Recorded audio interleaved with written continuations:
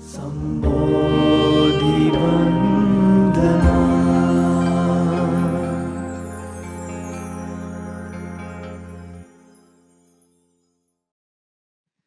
තෙරුවන් සරණයි සදැහැති පින්වත් ඔබ හැමදෙනාටම සුපින්වතුනි අද උතුම් ඉල්පුර පසළොස්වක පොහෝ දවසේ සුපින්වත් ඔබ යලිත් සජීවීව බෞද්ධ රූපවාහිනිය බෞද්ධ ගුවන්විදුලි සමගින් මෙලෙසින් ඒකාත්මිකව සූදානම් වන්නේ අද ඔබ වෙත ගෙනෙන පළමු සද්ධර්මානුශාසනාව ආරම්භ කරන්නට.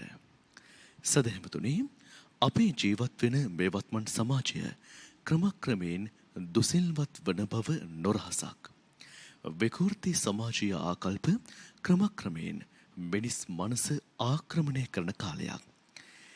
ඒ උවදුරින් අත්මිදීමට මේ බුද්ධෝත්පාද කාලය තරම් වෙනත් කාලයක් නෑ.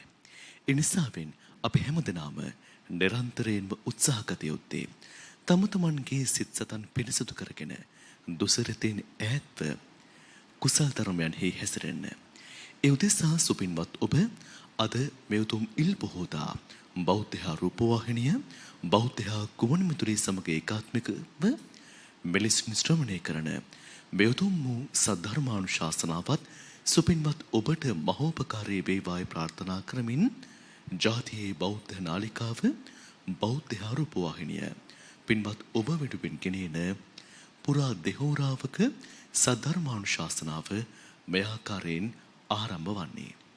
සදහැවතුනි මේ උතුම් වූ දේශනාව සිදු කරන්නට අප සිදු කරන්නට යෙදුන ගෞරවනීය ආරාධනාව පිළිගෙන මේ පරිශ්‍රයට වැඩම කොට වැඩ සිටින පින්වත් දේශකයන්න් වහන්සේ කොළොන්නාව පුරාණ විහාර වාසී කොළඹ මහා නාම විද්‍යාලීය ධර්මාචාර්ය පූජනීය අවසරයි සේමලාගොඩ ධම්මින්ද පින්වත් ස්වාමින් වහන්සේ අපි පළමුවෙන් සාදු නදින් පිළිගනිමු.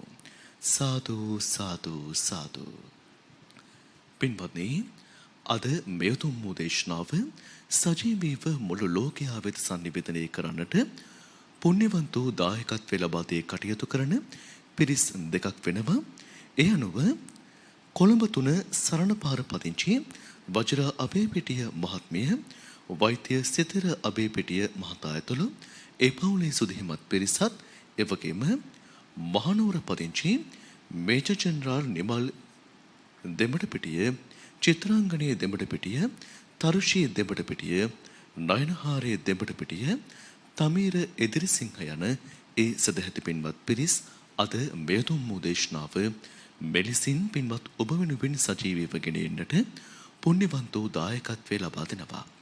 ආරාධනා කරනවා දේශනාවට දායකත්වය ලබා දී කටයුතු කරන ඒ සදැහැති පිණති පිරිසට පළමුවෙන් භාග්‍යවතුන් වහන්සේ වෙනුවෙන් පුෂ්ප පූජාවන් සිදු කොට එන් අවසන චාරිත්‍රානුකූලව දෙහත්පට්ටේ පිළිගන්නවා පින්වත් ස්වාමීන් වහන්සේට දේශනාව වෙනුවෙන් ආරාධනා කරන්නට කලා ශිල්පීන් ශබ්ද පූජාවන් පවත්වන අතර වාරේ එන් අවසන පින්වත් ස්වාමීන් වහන්සේ මෙතුම් වූ දේශනාව ඔබ අප වෙත මහත් වූ මෙත් සිතින් පුරා දෙහෝරාවක් පවත්වනවා ඇති.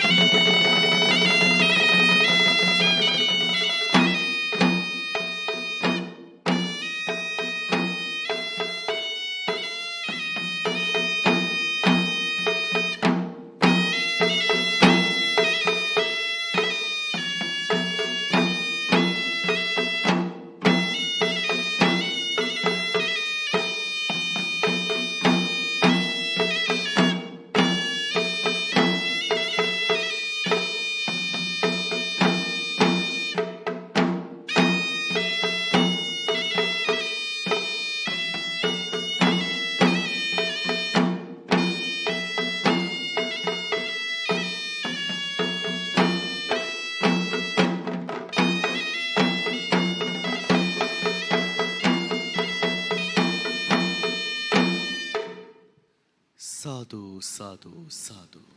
समन्त चक्रवालेषु अत्रा गच्छन्तु देवता सद्धम्मं मुनि राजस् सुनन्तु सग्ग मोक्षदं ධම්මස්සවන කාලෝ අයං බදන්තා ධම්මස්සවන කාලෝ අයං බදන්තා ධම්මස්සවන කාලෝ අයං බදන්තා නමෝ තස් භගවතු අරහතු සම්මා සම්බුද්දස්ස නමෝ තස් භගවතු අරහතු සම්මා සම්බුද්දස්ස නමෝ තස් භගවතු අරහතු සම්මා සම්බුද්දස්ස ගෝපාලකෝන රූපඤ්ඤු හෝති න ලක්ඛන කුසලෝ හෝති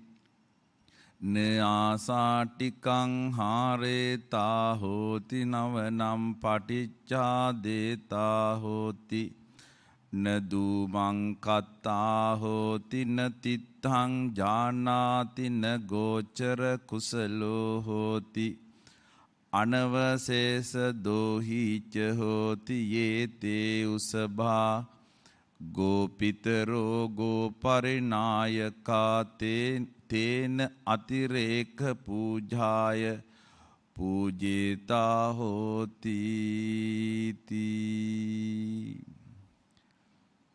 ශ්‍රද්ධා බුද්ධ සම්පන්න කාරුණික ගුණගරුක පින්නතුනි ඉල්පුර පසළොස්වක පොහොය දවසේ බෞද්ධ රූපවාහිනිය තුලින් ධර්ම ශ්‍රවණය කරන අපේ ගරුතර මහා සංඝරත්නය මෙහෙණින් වහන්සේලා දසසිල් මාතාවන් එවැගේම ලංකාවාසී ලෝකවාසී බෞද්ධ අබෞද්ධ පින්නතුනි අද ධර්ම දේශනාවේ දායකත්වයන් අරගෙන මේ මැදිරියේ තැන්පත්ව ඉන්න මේජර් ජෙනරාල් නිමල් දෙමටපිටිය චිත්‍රාංගනී දෙමටපිටිය තරුෂි දෙමටපිටිය නයනහාරි දෙමටපිටිය තිමිර එදිරිසිංහ කියන ඒ පවුලේ ඇත්තන් වගේම වජිරා අබේපිටිය මහත්මිය දොස්තර සිතිර අබේපිටිය පුතුණුවන් ඇතුළු මේ අවස්ථාවට සම්බන්ධ වෙන ජෙනරාල් ගාමිණී ජයසුන්දර මහත්මාණන් ප්‍රධාන කොට සදහැවත් කාරුණික ගුණගරුක පින්නතුන් වගේම මේ පෙහෙවස් සමාදන් වෙච්ච සියලුම පින්නතුන් ලංකාවාසී ලෝකවාසී තමන්ගේ නිවසේ සිට මේ දේශනාව ශ්‍රවණය කරන අපි හැම කෙනෙක්ගෙමත් මූලිකම අරමුණ බවට පත් වෙන්නේ මේ ජීවිත තුල අපි නොදකින යථාර්ථය අපි විසින් තේරුම් ගැනීම. අපි සාමාන්‍ය ජීවිතයේ පින්නතුනි දැනුම ලබන්නේ අපි මේ ලෝකේ අවබෝධ මට්ටම් හදාගෙන තියෙන්නේ පංචේන්ද්‍රියම් පදනම් කරගෙන. තථාගතයන් වහන්සේ එවැගේම අරිහතුන් වහන්සේලා තමන් වහන්සේ අවබෝධ මට්ටම් හදාගත්තේ මේ අතීන්ද්‍රිය ප්‍රත්‍යක්ෂයෙන් මේ ලෝකෙ දැකීම ඉන්ද්‍රියෙන් ඔබට මේ ලෝකෙ අවබෝධ කර ගැනීම එවැගේම අපිට විෂය නොවන අපිට ස්පර්ශ නොවන බොහෝ දේවල් උන්වහන්සේලා අපිට දේශනාව තුළ පැහැදිලි කළා. අපිට මේ ලෝකේ ගොඩක් දේවල් සමහර වෙලාවට නොපෙනෙන්න හේතුව සමහර දේ ගොඩාක් ඈතින් තියෙන්නේ. මුහුදු වෙරළක් ළඟට ගිහිල්ලා අපි මුහුදේ කෙළවර බලනවා කියලා හිතුවොත් අපිට පේන්නේ සිටිජය. ඒ හේතුව අපිට ඒ තරම් දුරක් මේ පියවි ඇහෙන් දකින්න බෑ. ඒ වගේම සමහර දේවල් ගොඩාක් ලං වෙලා තියෙනවා. ඇහැ ළඟ තියෙන ඇහි ඇතුලේ තියෙන ඇහි බඹ ඇහි පිහාටු අපිට පේන්නේ නැහැ. පේන්නේ නැත්තේ ඒවා ගොඩාක් ලං වෙලා තියෙන්නේ. ඒ වගේම ඇහැ ළඟ තියෙන සමහර ලපයක් අපිට බලන්න බෑ. ඒත් ගොඩාක් සමීප නිසා. ඇතැම් දේවල් අපිට ගෝචර වෙන්නේ නැහැ. අපි ඉන්ද්‍රිය ඝාතකයි. ඇස් පේන්නේ නැති කෙනෙකුට, කන් ඇහෙන්නේ නැති කෙනෙකුට, ඒ වගේම ගඳ සුවඳ නිවැරදිව මේ නාසයෙන් දැනෙන්නේ නැති කෙනෙකුට මේ ලෝකේ සමහර දේවල් නෑ කියලා කියන්න පුළුවන්. එතකොට ඒවා භෞතිකවාදී වෙනවා. එහෙම නෑ කියලා ඒ ඇත්තෝ කියන්නේ තමන් තුළ ඒ ඉන්ද්‍රිය ඝාතක බව නිසා මිස මේ ලෝකේ එහෙම දේවල් නෑ කියන හේතුව මත නෙවෙයි. ඇතැම් දේවල් පින්නතුනි අපිට දැනෙන්නේ නෑ, පේන්නේ නෑ. ඒවා වැහිලා තියෙන්නේ. දැන් අපි මේ මැදිරියේ ධර්මදේශනාව කරනකොට මැදිරියේ ඉන්න ඇත්තන්ට මැදිරිය දර්ශනය වුණාට මේ නිවසේ ඉන්න ඇත්තන්ට මැදිරියේ මේ පසුබිම දර්ශනය වෙන්නේ නැහැ. අපි ගෙදරක තාප්පකින් වට වෙලා කඹරයක බිත්ති හතරකින් වට වෙලා ඉදිද්දී අපි බිත්ති හතරෙන් එහා ලෝකේ දකින්නේ නැහැ. දකින්නේ නැත්තේ මේ ඇහැට ඒ තරම් දුර පේන්නේ නැති නිසා. ඒ වගේම මේ ලෝකේ අපිට සමහර දේවල් පින්නතුනි දැනෙන්නේ නැහැ සහ අවබෝධ වෙන්නේ නැහැ. අපි යම් හෝ ගැඹුරු කල්පනාවක ජීවත් වෙනකොට, ගැඹුරු කල්පනාවක ඉන්නකොට ළඟින් ඇතෙක් ගියත් සමහරට සද්ධාන්ත වෙන සතෙක් ගියත් අපිට ඒක අවබෝධ වෙන්නේ නැති වෙයි. ඒ නැති වෙන්නේ නැත්තේ, ඒ අවබෝධ නොවෙන්නේ අපි වෙන කල්පනාවක ඉඳීම කියන කාරණාව මත. හැබැයි පින්නතුනි එහෙමයි කියලා මේ ලෝකේ අපිට නොපෙනෙන, අපි නොදකින, අපිට විෂය නොවන දේවල් නැහැ කියලා තර්ක කරන්න පුළුවන් කමක් නැහැ. අපිට මේ පේන ලෝකෙට එහා බොහෝ නොපෙනෙන දේවල් මේ තථාගතයන් වහන්සේ එවැගේම හිත දියුණු කරපු උත්තමයන් වහන්සේලා අවබෝධ කොටගත්තා, අවබෝධ කොටගෙන දේශනා කළා. අද පින්නතුනි ධර්ම දේශනාවේ මාතෘකා දේශනාව හැටියට පැහැදිලි කරපු පාලි පාඨය අංගුත්තර නිකායේ අනුසති කියන වර්ගයේ ඒකාදශක නිපාතයට අයිති ගෝපාලංග කියන සූත්‍රය. ගෝපාලෙක් තුල නොතිබිය යුතු කාරණා 11කුත් එවැගේම ගෝපාලෙක් තුල ඒ කාරණා 11 නිවැරදිව පිහිටුවාම තියෙන ලාභයත් ඒ ගෝපල්ලා තුල නොතිබිය යුතු කාරණා භික්ෂුවක් තුල හෝ ගිහියෙක් තුල හෝ මේ ආර්ය ප්‍රතිපදාවේදී නොතිබුණොතින් ඒ ඇත්තන්ට මේ ශාසන සමෘද්ධියක්, මේ ශාසනය අපි බලාපොරොත්තු වෙන ඒ ආධ්‍යාත්මික සුවයක් ලබන්න පුළුවන් කමක් නොලැබෙනවා කියන එකයි මේ සූත්‍රයේදී තථාගතයන් වහන්සේ පැහැදිලි කළේ. ගෝපාල අංග කියන්නේ ගෝපල්ලෙක් තුල තිබිය යුතු අංග සහ ගෝපල්ලෙක් ඒ අංග වලින් ඉවත් වෙච්චාම එයා සාර්ථක ගොපලු නායකයෙක් බවට පත් වෙන්නේ නැහැ කියන බව. තථාගතයන් වහන්සේ මේ සූත්‍රයේදී පිනතුනි ගෝපල්ලෙක් තුල නොතිබිය යුතු අංග 11ක් දේශනා කළා. ගෝපාලකෝන රූපඤ්ඤෝ හෝති. ගෝපලු නායකයෙක් වුණාම එයා ගෝපල්ලන් රූපමය හැටියට දකින්න ඕනි. දැන් රූපමය හැටියට දකින්නවා කියලා කියන්නේ ගෝපලු නායකයා තමන්ගේ ගව රැලේ එළදෙන්නු කී දෙනෙක් ඉන්නවද? වස්සෝ කී දෙනෙක් ඉන්නවද? වයසට ගියපු එළදෙන්නු කොච්චරද? රෝගී වෙච්ච එළදෙන්නු ප්‍රමාණය කොච්චරද? ඒ ගොපලු රැලේ, ඒ ගව රැලේ පුංචි ගවයෝ කොච්චරද? ගැබිනි ගව දෙන්නු කොච්චර ප්‍රමාණයක් ඉන්නවද? සංඛ්‍යාත්මකව කොච්චර ඉන්නවද? නැතිනම් 200ක් 300ක් ගව රැලක හිටියහම ගොපල්ලා මේ 200 300ම තනබිමකට මුදා හැරියාම එයා නැවත හවසට ඒ ගොපලු නායකයා ගව පිරිස තමන්ගේ ගවයන් ගාල් කරපු තැනට දක්කද්දී 150ක් නම් ඉතුරු වෙන්නේ, 250ක් නම් ඉතිරි වෙන්නේ. හැමදාම මේ ගොපල්ලට ගවයෝ කීප දෙනෙක් මග හැරෙනවා. සමහර වෙලාවට ගව රැළට අයිති නැති ගවයෝ මේ ගව රැළට එකතු වෙලා තමන් මහන්සි වෙලා මේ ගවයන්ට කන්න බොන්න දීලා ආරක්ෂා කරනකොට වෙනත් අයිතිකාරය ඇවිල්ලා මගේ ගවයා ගත්තනේ මගේ ගවයා මේ ගවරැලට අයිති වෙලානේ කියලා රණ්ඩු සරුවල් හදා ගන්න පුළුවන්.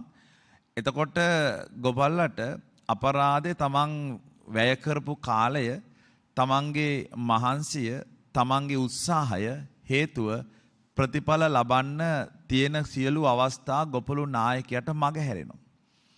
එනිසා ගොපළු නායකයෙක් හැම වෙලාවකම මේ ගව පිරිසේ සංඛ්‍යාත්මකව කොච්චර ප්‍රමාණයක්ද එවැගේම මේ ප්‍රමාණය තුල තියෙන ගව එළදෙනුන්ගේ ප්‍රමාණය කොයිතරම්ද කියලා දැනගන්න ඕනේ. එහෙම දැනගත්තේ නැතොත් ඒ ගොපල් අසාර්ථකයි.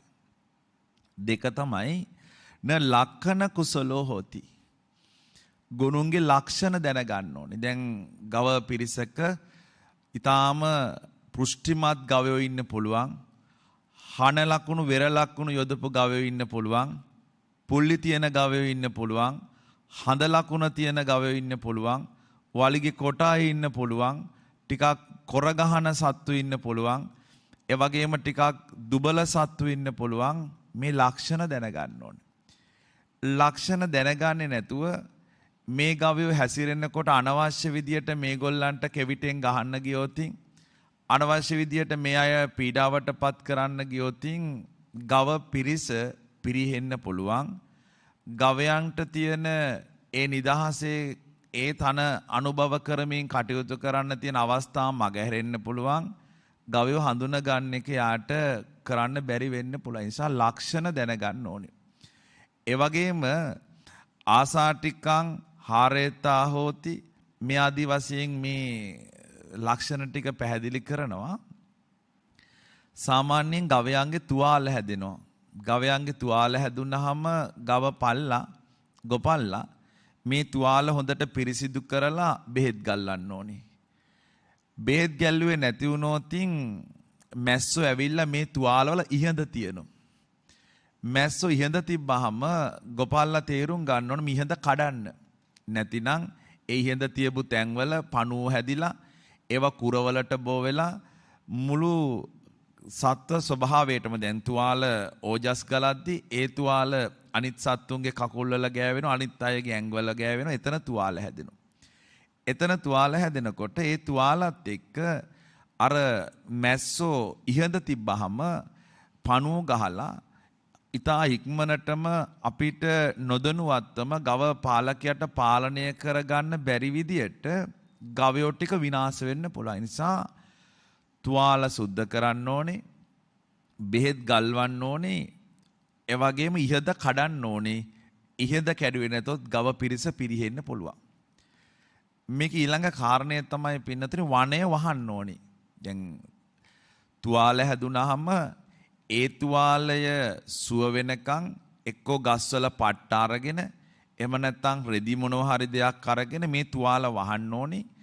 එක තුවාලයක මැස්සෝ වහලා ඊළඟ සතාගේ ඇඟේ වැහුවාම එතන පුංචි තුවාලයක් තිබුණත් මෙයාට දැකලා ඇති කුණු වෙච්ච පළතුරු ගෙඩියක් එක්ක හොඳ පළතුරු ගෙඩියක් තිබ්බත් ඉක්මනට අර හොඳින් තියෙන පළතුරු ගෙඩියත් අර කුණු වෙච්ච පළතුරු ගෙඩියේ හේතුව නිසා නරක වෙන්න පුළුවන්. ඒතර එක ගවයෙකුගේ තුවාලයක් වහන්න නැතුව තිබ්බහම සැරව ගලලා ඒ තුවාලය නිසා ඕජස් ඇති වෙලා ඒ ඕජස් තුල විවිධ සත්තු කෘමීන් වහනවා මැස්සෝ වහනවා ඒ සත්තු ගිහිල්ලා අන්‍ය ගවයන්ගේ ඇඟේ වැහුවාම තුවාලවල තියෙන ස්වභාවයත් එක්ක ඒ අය තුවාල සකස් කරගෙන විනාශයටපත් වෙනවා. ඒ වගේම දුම් අල්ලන්න ඕනි. දැන් ගවය පාලකයෙක් විශේෂයෙන්ම ගවයන් මෙහෙවන ගොපල්ලෙක් ගවයෝ ටික තමන්ගේ නිවහනට ඔවුන් ගාල් කරන තැනට ගෙනල්ලා රාත්‍රී දුම් අල්ලනවා. දුම් අල්ලන්නේ මැස්සෝ ඉන්නවා, මදුරුවෝ ඉන්නවා. දුම් ඇල්ලුවේ නැති වුණොත් මේ මදුරුව මැස්සෝ මුළු රාත්‍රිය පුරාවටම ගවයන්ට නිින්ද නොයන විදියට කරදර කරනවා. දවල් දවසේ කෑම කාලා රැට නිින්ද නැති වුනහම ඊළඟ දවසේ ගොපල්ලා ගවයෝ ටික තන බිමකට දැම්මොත් ඒගොල්ලෝ අඩුවෙන් කාලා වැඩියෙන් නිදා ගන්නවා. අඩුවෙන් කාලා වැඩියෙන් නිදාගන්නේ රාත්‍රී නිින්ද නැති නිසා. දැන් රාත්‍රියේ නිින්ද නැති නිසා ඒගොල්ලෝ අඩුවෙන් කාලා වැඩියෙන් නිදාගත්තාම ඊළඟ දවසේ කිරිපලදාව ගන්න ගියාම තමන් බලාපොරොත්තු වෙන විදියට ඒ සත්ත්ව කොට්ටාසය තුල කිරිපලදාව ගන්න අපහසු වෙනවා. ඇයි? මේ ගොපල්ලා අදක්ෂයි, දුම් අල්ලලා නැහැ. ඒ වගේම තොටුපළ දැනගන්න ඕනේ. දැන් ගවයෝ 200ක් 300ක් ජලයට බස්සනකොට පින්නතුනි දැන් විවිධ තොටුපළවල් තියෙනවා, කිඹුල්ලෝ ඉන්න පුළුවන්. ඒ වගේම විවිධ විදියට එරෙන තැන්, මඩ ගොහරු සහිත තැන් තියෙන්න පුළුවන්. මේ තැන් හඳුනා ගන්න නැතුව ගවයෝ 200ක් විතර ජලය පානය කරන්න කියලා තොටුපළට දැම්මොත් කිඹුලෙක් එම නැත්තම් වෙනත් යම් සත්ත්ව කොට්ටාසයක් ඇවිල්ලා මේ ගවයෝ අනුභව කරන්න පුළුවන්, මරන්න පුළුවන්. ඒ වගේම මේ භූමියේ එරෙන්න පුළුවන්. ජල පහර තද තැනක් නම් මේ සියලු ගවයෝ ගහගෙන යන්න පුළුවන්. ඒ නිසා ගොපල්ලා දක්ෂ විය යුතුයි. තොටුපළ හඳුනගෙන ගවයෝ ටික ඒ තොටුපළට යවලා ඒ අයට අවශ්‍ය කරන පෑන් ලබලා දෙන්න. ඊළඟ කාරණය පින්නතේ පෑන් නොබිව් බව දැනගන්න ඕනේ. දැන් ගවයෝ 200ක් දාලා ගොපල්ලා විනාඩි 30ක් 40ක් ඉඳලා කෙවිත අරගෙන මෙහෙම ගහලා ගවයෝ ටික උඩට එව්වොත්, ගොඩට එව්වොත් එතන ඉන්න පුළුවන් වයසක ගවයෝ, පුංචි ගවයෝ. දැන් ශක්තිමත් ගවයා කොහොම හරි අර ගවයෝ ටික තෙරපගෙන ඈතට ගිහිල්ලා පුළුවන් තරම් එයාගේ ප්‍රමාණයට වතුර බොනවා. හැබැයි ওই කාලය ප්‍රමාණවත් නොවුනොත්, සමහරට දුබල ගවයෝ ටිකක් හිටියොත්, පුංචි පැටව් හිටියොත් ඒ අයට සමහරට වතුර ළඟට ගිහිල්ලා වතුර බොන්න වෙන්නේ නැතුව අර ගොපල්ලා කෙවිතෙන් ගහනකොටම ඔක්කොම ටික නැවත උඩට එන්න පුළුවන්. එතකොට යාට වතුර අඩුයි. කාලා වතුර බිව්වේ නැති වුනහම අපි දන්නවා ඊළඟට යාට නැවත තනකොළ කන්න තියෙන අවස්ථාව අඩුයි. එයාට තිබහ වැඩි. තිබහත් එක්ක කෑම රුචිය කියන එක නැති වෙන්න පුළුවන්. ඒක ඊළඟ ප්‍රතිඵලය තමයි. කන ගවයා, වතුර බොන ගවයා පෘෂ්ටිමත්ව හැදෙනවා. හැබැයි වතුරත් නැති, තනකොළත් නැති, ඒව අඩුවෙන් ලැබිච්ච ගවයා දුබල වෙනවා. ප්‍රමාණාත්මකව තමන් බලාපොරොත්තු වෙච්ච විදියට ඒ අයට අවශ්‍ය කරන කිරි පළදාව ගන්න බාධාවක්. ඊළඟට යා යුතු මග. කැලෑවේ ගවයෝ අරගෙන යන ගොපල්ලා මග පිළිබඳව හොඳින් දැනගන්න උවමනයි, මග හඳුන ගන්න උවමනයි. නැතිනම් කොටියෝ, වලස්සු, විවිධ සත්ත්ව වර්ග එකතු වෙලා මේ ගව රැළ විනාශ කරන්න පුළුවන්. ගොපල්ලා ගව රැළක් මාර්ගයක ගෙනියනකොට අතරමඟදී ගවයෝ දෙන්න 3 දෙනෙක් මේ කියන සත්තු දැහැ ගන්නවා. ඒ නිසා මේ ගවයන් ගෙනියනකොට ගෙනියන මාර්ගය පිළිබඳව අවබෝධයක් ගොපල්ලට තියෙන්න ඕනේ. ඊළඟ ගොදුරු තැන්. ගොදුරු තැන් කියලා කියන්නේ පිනතුනි, සාමාන්‍යයෙන් අද දවසේ අපි හිතමුකෝ මේ ප්‍රදේශයට ගව රැළ ගෙනල්ලා අතෑරලා තනකොළ කන්න කියලා හදලා හෙටත් මෙතෙන්ට ආවොත් හෙට මේ ගවයන්ට තනකොළත් නැහැ, මඩ වතුර තමයි බොන්න වෙන්නේ. ඒ නිසා ගව පාලකයා දක්ෂ වෙන්න උමනයි. අද මෙතනට ආවොත් හෙට වෙන තැනකට තමයි ගවයෝ ටික ගෙනියන්නේ. මොකද සතියකින් විතර තමයි ආයෙ මෙතෙන්ට එන්න ඕනේ. එතෙන්දි තමයි අර වතුර පිරිසිදු වෙලා තනකොළ නැවත දලුලාලා ගවයන්ට අනුභවයට සුදුසු පරිසරය නිර්මාණය වෙන්නේ. නැත්තම් ගවයොත් බඩගින්නේ, මඩ වතුර බොන්න වෙන්නේ, සෞඛ්‍ය ප්‍රශ්න එන්න පුළුවන්, ආහාර හිගතාව එන්න පුළුවන්. මේ ගවයෝ දුබල වෙනවා. මේක ඊළඟ කාරණේ පින්නද ඉතිරි නොකර කිරි දවනවා. අපි දැනගන්න ඕන, ගව පාලකයෙක් දැනගන්න ඕනේ විශේෂයෙන්ම තමන්ගේ පැටවා වෙනුවෙන් එරෙන කිරි ටික තමයි ගව හිමිය හැටියට ගන්න. ඒක වරදක් කියලා අපිට සලකන්න බෑ. මොකද එහෙම නැත්තම් කවුරුත් ගවයෝ හදන එකක් නැති වෙයි. නමුත් පැටවට පොඩ්ඩක්ක් කිරි ඉතිරි කරන්නේ නැතුව සියලුම කිරි සාරය ගව හිමියා ගොපල්ලා දොවා ගත්තොත් අර පැටව බඩකින්නේ. පැටව බඩකින් ඉන්නකොට මව් සෙනෙහස ගැන මේ මව්වරුන්ට අපි අමුතුවෙන් කියන්න ඕනේ නෑ. ඒක සත්තුන්ටත් එහෙමයි. එතනදී මේ අම්මා තමන්ගේ පැටවට කිරි දෙන්න නැති වුණාම අම්මා එතන කනස්සල්ලටපත් වෙන මව් එළදෙන. මව් එළදෙන කනස්සල්ලටපත් වෙනවා කියලා කියන්නෙම ඒක ඊළඟ ප්‍රතිඵලය බවටපත් වෙන්නේ කනස්සල්ලටපත් වෙන මව් එළදෙන කිරි හංගනවා. එතකොට ගොපල්ලට සුපුරුදු පරිදි කිරි දොවන එක කරන්න බැරි වෙනවා. මේ සත්තු කිරි හංගනවා. අපි කියන්නේ කිරි හංගනවා. ඒයි ඉතිරි නොකොට කිරි දොවන්න ගව පට්ටි හිමියා ගොපල්ලා කටයුතු කිරීම එක නොසුදුසු දෙයක්. ඒ වගේම වැඩිහිටි ගවයන් රකින්න ඕනේ.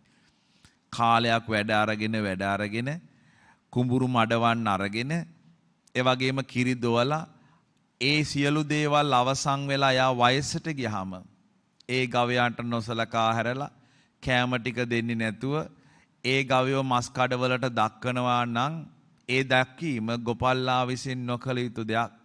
එතකොට අනිත් ගවයන්ට උනත් අවබෝධයක් එන්න පුළුවන්. ඒ අනිත් ගවයන්ට පුවා දැනෙන්න පුළුවන් වයසට ගියාම මෙහෙම නේද අපිටත් සලකන්නේ කියලා. එක සාමාන්‍යයෙන් දැන් බුදුහාමුදුරුවෝ මේ දේශනාව ඇතුලේ ආධ්‍යාත්මිකව සඳහන් කරන කාරණාවක් තමයි සූත්‍රය කියන්නේ. නමුත් මේ ගොපල්ලම අපි ගත්තොත් අපේ ආයතන ප්‍රධානියෙක් කියලා, මේ ගොපල්ලම අපි ගත්තොත් අපේ රටේ ප්‍රධානියෙක් කියලා, මේ ගොපල්ලම ගත්තොත් අපේ පළාතේ ප්‍රධානියෙක් කියලා, මේ ටිකේ හැමම තමයි. අපි සාමාන්‍ය නායකයෙක් තුල සාමාන්‍ය ජීවිතයට මේක ගත්තොත් එහෙමයි. දැන් වැඩිහිටියයට නොසලකනකොට, විශ්‍රාම ගියපු ඇත්තන්ට නොසලකනකොට දැන්ට සේවයේ ඉන්න ඇත්තෝ හිතයි අපිත් විශ්‍රාම ගියාම ඔය තැනටපත් ඒ නිසායි අපි මෙච්චර මහන්සි වෙන්නේ කියලා. ඒ වගේම නායකයා දන්නේ නැතිනම් ස්වභාවය රූපය කියන්නේ දැන් රටක නම් ආයතනයක නම් මෙයාගේ හැකියාව මෙහෙමයි, මෙයාගේ අදක්ෂතාවය මෙහෙමයි, මෙයාගේ දක්ෂතාවය මෙහෙමයි, මෙයා වැඩ කරන්නේ මෙහෙමයි, මෙයා මේ විදියට කැමතියි කියලා එයාට අදහසක් නැත්තම් ඒක අසාර්ථකයි. ලක්ෂණ සාමාන්‍යයෙන් ආයතනයක හෝ රටක ඉන්න තමන්ගේ යටත් පිරිස මෙන්න මේ ලක්ෂණ වලින් යුක්තයි, මේ ජන වර්ග වලින් යුක්තයි, මේ සංස්කෘතික ස්වභාවයෙන් යුක්තයි කියලා දන්නේ නැත්තම් මැසි බිජුවට, ඒ කියන්නේ ප්‍රශ්නයක් ආවහම ඒ ප්‍රශ්නේ උඩු දුවන විදියට නම් අපි කටයුතු කරන්නේ. ඒ ප්‍රශ්නේ විසඳන්න කටයුතු කරන්නේ නැත්තම් ඒක මහා වනයක් වෙලා ඒක බේරගන්න බැරි මහා ප්‍රශ්නයක් බවට පත් වෙනවා. ඒ නිසා නායකයෝ හැම වෙලාවකම තමන්ගේ ජීවිතවල තීන්දුව ගනිද්දී මේ කියන ප්‍රශ්නය උඩු දුවන්නේ නැති තැනට තීන්දුව ගන්න ඕනේ. දුම්මල්ලනවා කියන්නේ. දුම්මල්ලනවා කියන්නේත් ඒ වගේ එකක්. සාමාන්‍ය ජීවිතයේ පුංචි ප්‍රශ්නවල ඉක්මනට බේර ගන්න පුළුවන් ඒවා තියෙන පුංචි විසඳුම් තියෙනවා. ඒ විසඳුම් කරන්නේ නැති වුනහම සමස්තයට එක මහා භයානක රෝගයක් වෙනවා. අර මදුරුව ටික කෑවහම එළි වෙනකන් නිදි මරපු ගවයෝ ඊළඟ දවසේ නිදා ගන්නවා. එතකොට සක්‍රිය නැහැ. නිසිවරදී ඒ දේවල් සිද්ධ කිරීම අවශ්‍යයි. තොටුපළ දැනගන්න. ගත යුතු ක්‍රියාමාර්ග, තෝරන්න ඕන ක්‍රියාමාර්ග තේරුම් ගන්න. ඊළඟ පැම්බියු නොබියු බව දැනගන්නවා කියන්නේ දැන් අපේ සම්පත් පහළ ස්තරය දක්වාම ගලා යන්න ඕනේ. පහළ ස්තරය දක්වාම ගලා යන්නේ නැති වුණාම අඩු වැඩි පරතරය වැඩි වෙනවා. ඒතර අඩු වැඩි පරතරය වැඩි වෙද්දී එතන සමාජ පීඩනයක් නිර්මාණය වෙනවා. ඒ සමාජ පීඩනය නිර්මාණය වුණාම ගැටුම් හැදෙනවා කියන එක සාමාන්‍ය දෙයක්.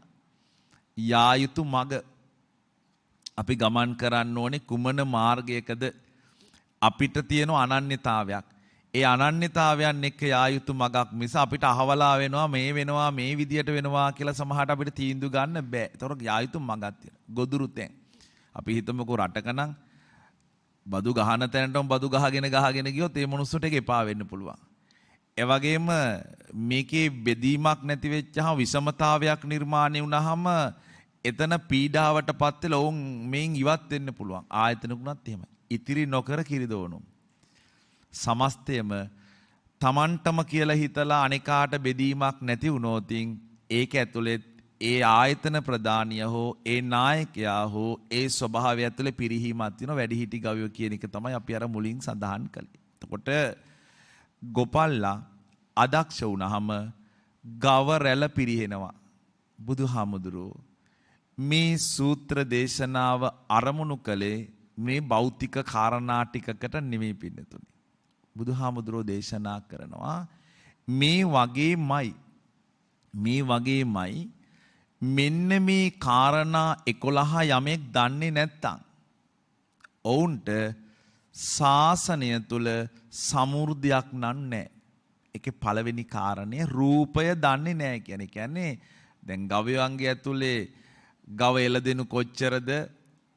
ඒ වගේම තරුණ ගවයෝ කොච්චරද දුබලතා තියෙන ගවයෝ කොච්චරද කියලා දන්නේ නැහැ වගේ රූපය ගැන දන්නේ නැතිනම් ගිහි පැවිදි අපි රූපය ගැන දන්නේ නැත්තම් ඒ දන්නේ නැතිකම ශාසන සමෘද්ධියට පින්නතුනි බාධා. මොකද්ද රූපය කියලා කියන්නේ? ධර්මයේදී කියනවා අපිව නිර්මාණය වෙලා තියෙන්නේ සතර ධාතුන් මහා භූත රූප වලින් සතර ධාතුන් වලින්. පඨවි, ආපෝ, තේජෝ, වායෝ. අපි තේරුම් ගන්න ඕන සත්ත්ව පුද්ගල කියලා අපි මෙහෙම කල්පනා කළාට සත්ත්ව පුද්ගල කියලා අපි මෙහෙම තේරුම් ගත්තාට මේක සම්මුතියක්. මේක ඇතුලේ තියෙන්නේ ඇත්තටම සත්ත්ව පුද්ගල කියන ස්වභාවයක් නෙවෙයි. අපිට මේ ලෝකේ ද්වේෂය හැදිලා, රාගය හැදිලා, ලෝභය හැදිලා, ගැටුම් හැදිලා, ආත්මාර්ථකාමීත්වයන් නිර්මාණය වෙලා මේ කටයුතු කරන්නේ සත්ත්ව පුද්ගල කියලා අල්ලා ගැනීම මත කටයුතු කිරීම නිසා.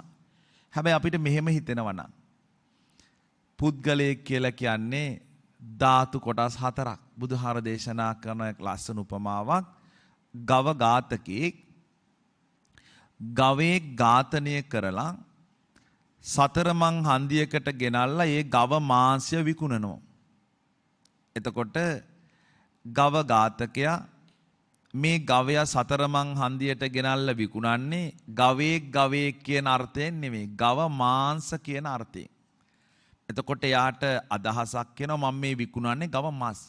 ගවයෙක් නෙවෙයි ගව මස්. දැන් මේ මස් ගන්න එන මිනිස්සු ගව මස් ගන්න එන්නේ ගවයෙක් ගන්නවා කියන අර්ථයෙන් නෙවෙයි මාංශ ගන්නවා කියන අර්ථයෙන්. ඒ වගේ අපේ ශරීරවල පඨවි කියන්නේ පින්නතුනේ තදයි කියන එකටත් අපි පඨවි කියනවා මොලොක් කියන අර්ථයටත් පඨවි කියලා කියනවා. දැන් අපේ ශරීරයේ තියෙනවා එවැනි පඨවි කොටස් 20ක්. එවැනි පඨවි කොටස් 20ක්. කේස්, ලොම්, දත්, නිය, අස්ථි මේ ඔක්කොම අයිති වෙන්නේ පඨවි. එවැනි පඨවි කොටස් 20ක්. බුදුහාමුදුරු ධර්මයේදී දේශනා කරනවා පඨවි පොළව කොට හිතන්න. කෙස් ටික ගැලවුණාම පොළොවට නම් වැටෙන්නේ, දත් ටික ගැලවුණාම පොළොවට නම් වැටෙන්නේ, ලොම් ටික ගැලවුණාම පොළොවට නම් වැටෙන්නේ. එක බුද්ධ දේශනාවේ කියනවා දැන් ගහක ගොඩාක් කොළ තියෙනවා. කොළ ඔක්කොම ගැලවිලා පොළොවට වැටෙනවා. ඔළුවේ ගොඩාක් කෙස් තියෙනවා. මේ කෙස් ගැලවිලා වැටෙන්නේ පොළොවට. මේක ෂැම්පු ගාලා හේදුවත් වෙන විදියට වර්ණ ගැන්නුවත් වෙන විදියට පෝෂණ මට්ටමට ගෙනාවත් මේ කෙස් ටික නැවත වැටෙන්නේ පොළොවට. අස්ටි ටිකත් එහෙමයි. මේ නියපොතු කොච්චර ලස්සනට හැදුවත් උල් කළත් සායම් කළත් මේවා කැපුවාම වැටෙන්නේ පොළොවට. පඨවි අපිට අයිති ඒව නෙමෙයි පොළව සමයි පොළවට අයිති ධාතු මනසිකාරයේදී පෙන්නනවා පඨවි පොළව සතු දෙයක් පොළව සම දෙයක් පොළවට අයිති දෙයක්.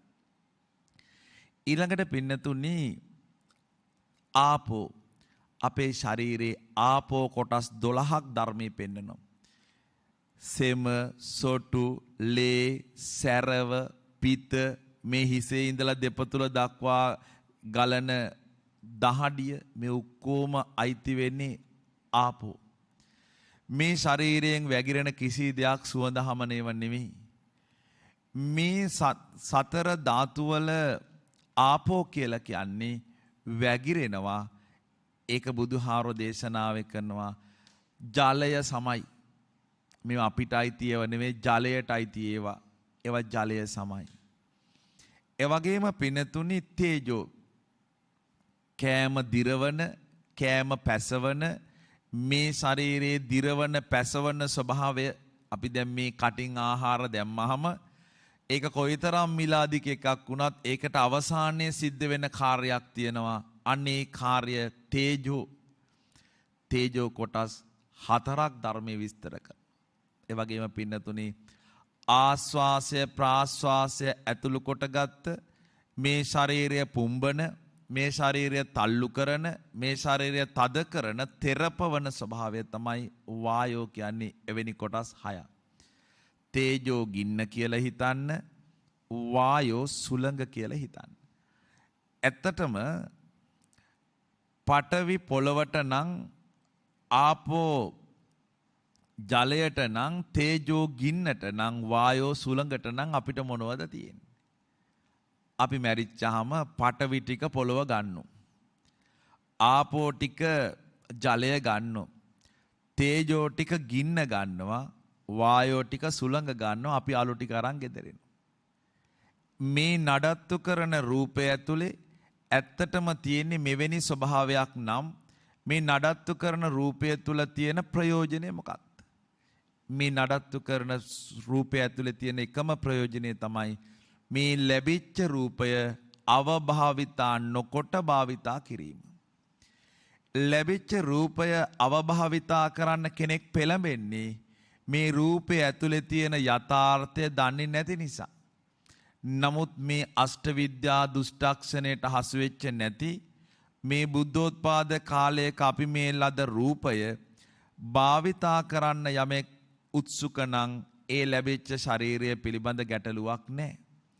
මේක ඇතුලේ තියෙන්නේ මේ අනවශ්‍ය කලකිරීමක් නෙමෙයි යථාර්ථය. ගිහි පැවිදි අපි දෙපක්ෂයේම දැනගන්න ඕනේ රූපය කියලා කියන්නේ ඇත්තටම මේ විදියට දැකලා ආස්වාදය විතරක් හදාගන්න ඕන එකක් නෙමෙයි.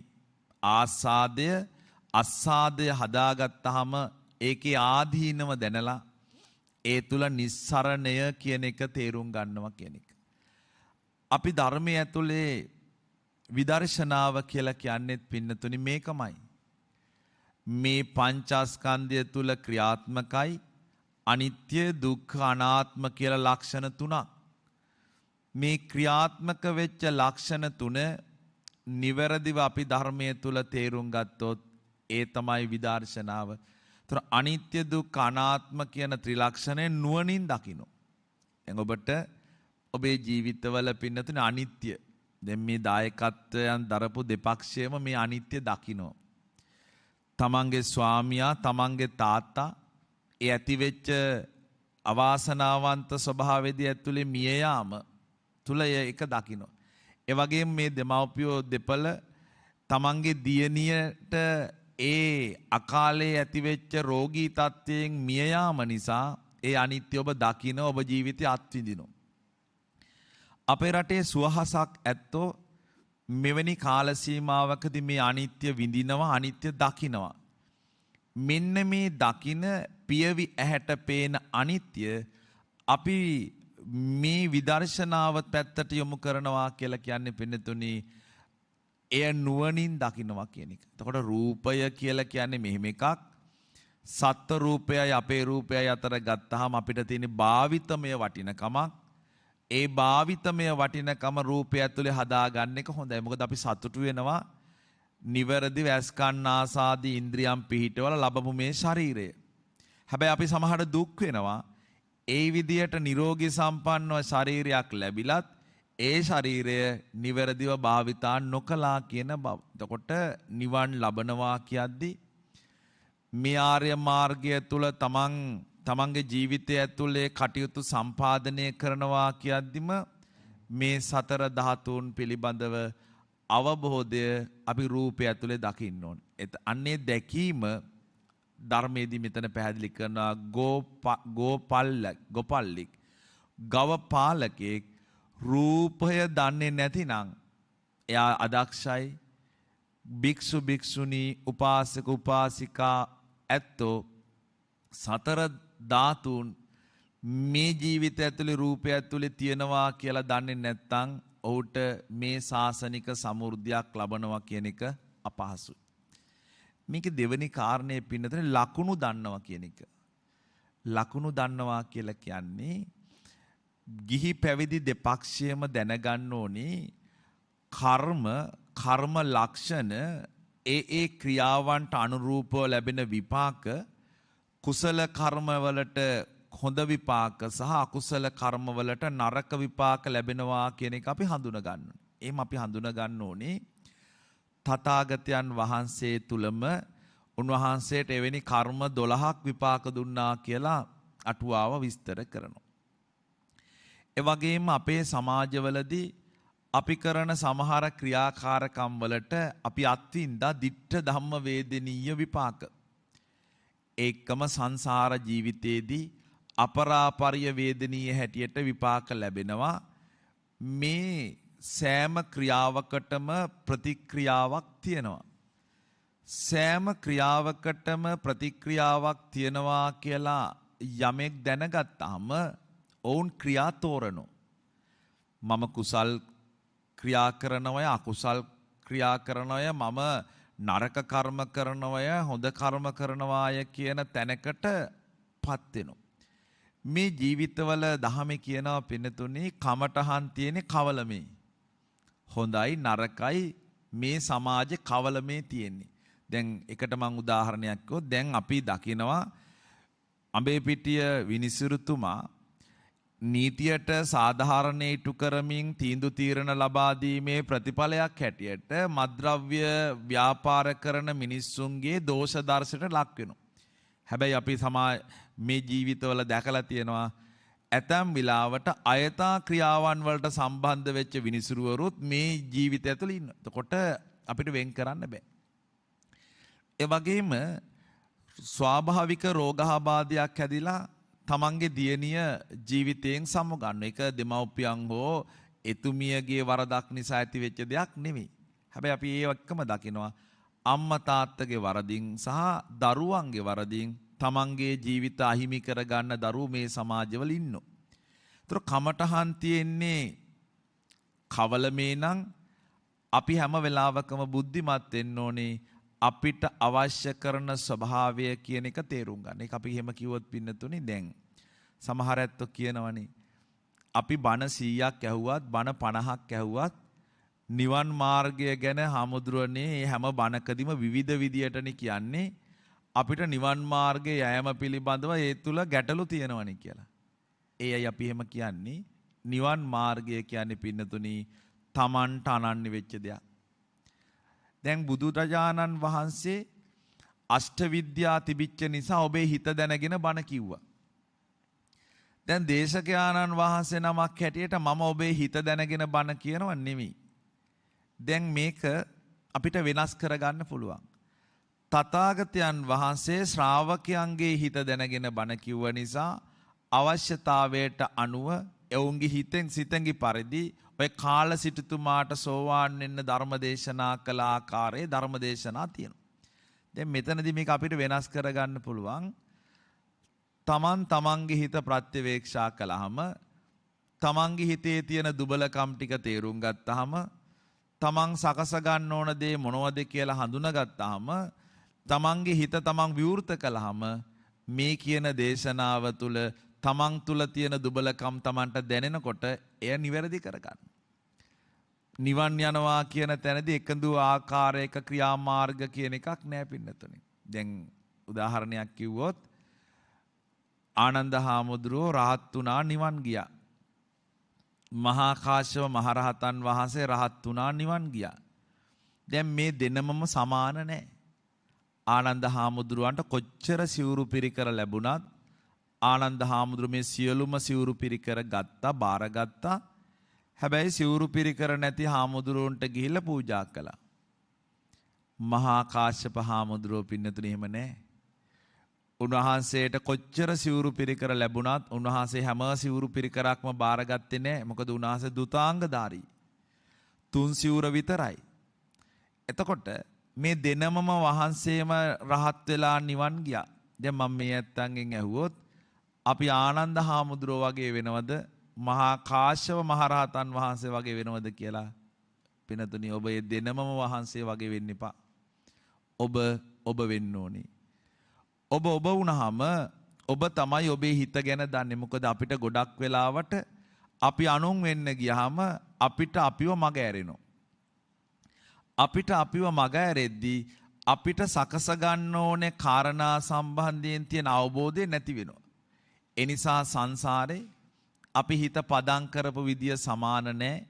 හිත පදම් කරපු විදිය එකාකාර නැහැ. හිත හදපු විදිය එකාකාර නැහැ. ඒ නිසාම මේ ජීවිතය තුළ අපි විසින් මේ දියුණු කරන්න පුළුවන් සීමාව සමාන නැහැ. එක පවුලක 5ක් ගත්තත් ඒ 5 ඇතුලේ මේ අසමානකම් තියෙනවා. ඒ නිසා අපි අපේ ජීවිතය තුළ මේ හිත ප්‍රත්‍යවේක්ෂා කරලා ඒ අවබෝධ මට්ටම හදාගත්තාම ඒ මත අපි දන්නවා කුසල් මේවා අකුසල් මේවා අන්න අපි යන මාර්ගයට මේ ධර්ම එකතු කරගන්නවා මිස තනින් තන දැන් වරින් වර කියන දේවල් එක්ක අපිට අත්හදා බලන්න ගියොත් අවුරුදු 80ක් 90ක් ගිහිල්ලත් අපි එහෙමම තමයි.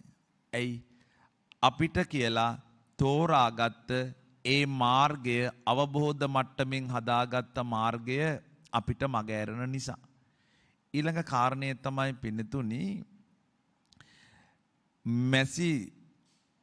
මැස්සෝ තුවාලවල සුව නොවිච්චාම තුවාලවලදී ඉහඳ තියෙනවා. ඉහඳ තිබ්බහම ඒක මුළු සමස්ත ශරීරය පුරාම ගිහිල්ලා සත්තු මැරෙනවා. ඒ වගේ අපේ ජීවිතවල කාම විතර්ක, ව්‍යාපාද විතර්ක, විහිංසා විතර්ක, මේ කාම විහිංසා ව්‍යාපාද කියන විතර්කයන් ඇති වෙච්චහම යම් භික්ෂුවක් හෝ යම් ගිහියෙක් කාම විතර්කයේ ඉවසනවද, හැර දමන්නේ නැද්ද, දුරු කරන්නේ නැද්ද, විනාශ නොකරන්නේ නැද්ද, නැවත අභාවයට නොපුණවන්නේද, නැවත අභාවයට පමුණවන්නේ නැත්නම් ඒ ඇත්තන්ට සාසනික සමෘද්ධියක් නැහැ. කාම විතර්ක කියලා කියන්නේ පින්නතුනි මේ පංචකාමය සම්බන්ධයෙන් ඇහෙන් දකින රූප, කනෙන් අහන ශබ්ද, නාසයෙන් විඳින ගඳ සුවඳ, මේ ශරීරයෙන් ලබන ස්පර්ශ, මෙන්න මේ කියන ස්වභාවය. ඒකට අපි කියන්නේ පින්නතේ කාම විතර්ක කියලා. දැන් මේවා සම්බන්ධයෙන් ඡන්ද රාගයක් තිබ්බොත් ඒ ඡන්ද රාගය අපි දුරු කරන්න ඕනේ. ඡන්ද කියන්නේ කැමැත්ත, රාගය කියලා කියන්නේ ප්‍රීතියත් සමග තියෙන තෘෂ්ණාව. රාගයක් කියලා කියන්නේ ප්‍රීතියක් එක්ක තියෙන තෘෂ්ණාව. දැන් තමන්ගේ ස්වාමියා සම්බන්ධයෙන් බිරිඳට රාගයක් තියෙනවා. තමන්ගේ දියණිය සම්බන්ධයෙන් තමන්ගේ අම්මා තාත්තට රාගයක් තියෙනවා. මොකද්ද? ප්‍රීතියත් සමග තියෙන තෘෂ්ණාවක්. මමය මගේය කියන හැඟීමක් තියෙනවා. ඔහුගේ හෝ ඇයගේ ස්වභාවයන් මතු කරද්දී ඒ පිළිබඳව සතුටක් තියෙනවා. යම් වෙලාවකදී ඒ ඇත්ත නැති වෙච්චහම ඒ තුල දුකක් තියෙනවා, වේදනාවක් තියෙනවා. අපිට අපේ ජීවිතවල යමක් කඩා වැටුණා වගේ හැඟීමක් තියෙනවා. ඇයි ඒ? ඡන්ද රාගය. මේ ඡන්ද රාගය බාහිර දැන් අභ්‍යන්තර ආයතන බාහිර ආයතනයත් එක්ක හදාගන්න මේ බැඳීම තමයි ඡන්ද රාගය කියන්නේ. ඒක තව විදියට අපි පැහැදිලි කරොත් පින්නතුනේ අපේ සූත්‍ර පිටකයේ තියෙනවා කොටිත හාමුදුරුවෝයි සරියුත් හාමුදුරුවන්ගේ ඊටාම සිත් ගන්නා සුළු සංවාදයක්. මොකද උත්තමයත්ොත් එක්ක සම්බන්ධ වෙද්දී ඇති වෙන සංවාදයි අදමයත් එක්ක ඇති වෙන සංවාදය අතර ලොකු වෙනසක් තියෙනවා. දැන් උත්තම කොටිත හාමුදුරුවෝයි උත්තම සරියුත් හාමුදුරුවෝ අතර මේ සංවාදي හට ගන්නවා. කොටිත හාමුදුරුවෝ අහනවා සරියුත් හාමුදුරන්ගෙන්, හාමුදුරුවනේ රූපය ඇහැට බැඳිලාද නැත්නම් ඇහැ රූපයට බැඳිලාද?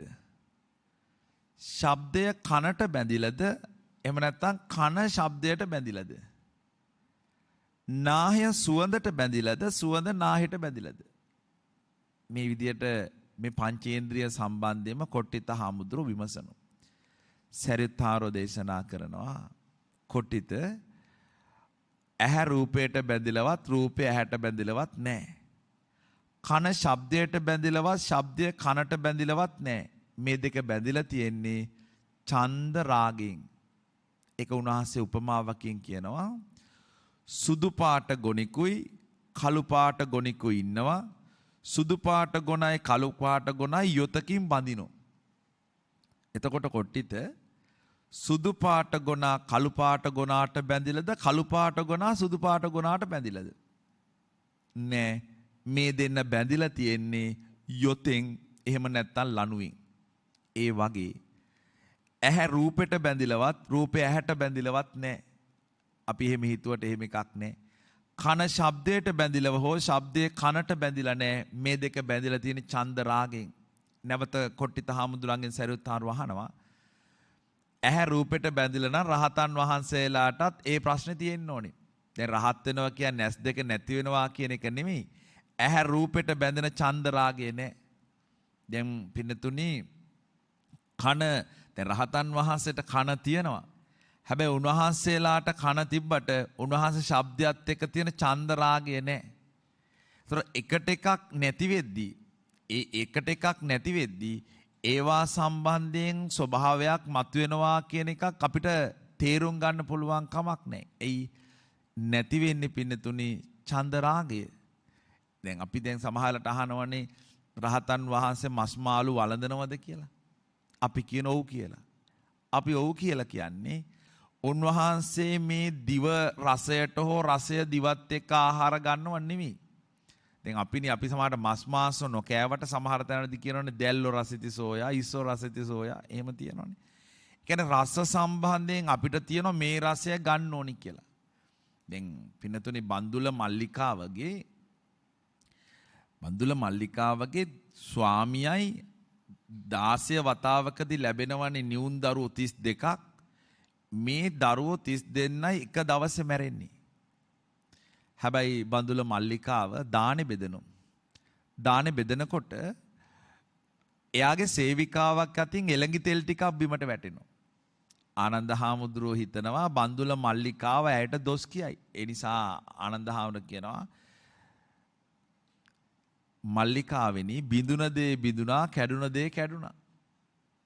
මම දන්නවා හාමුදුරනේ මේ වෙලාවේ මම මේ දම් බෙදන්නේ මගේ සැමියයි මගේ දරුවෝ 32යි මිය ගියපු ප්‍රවෘත්තිය සහිත මේ හසුන්පත ඉනේ රඳවගෙන.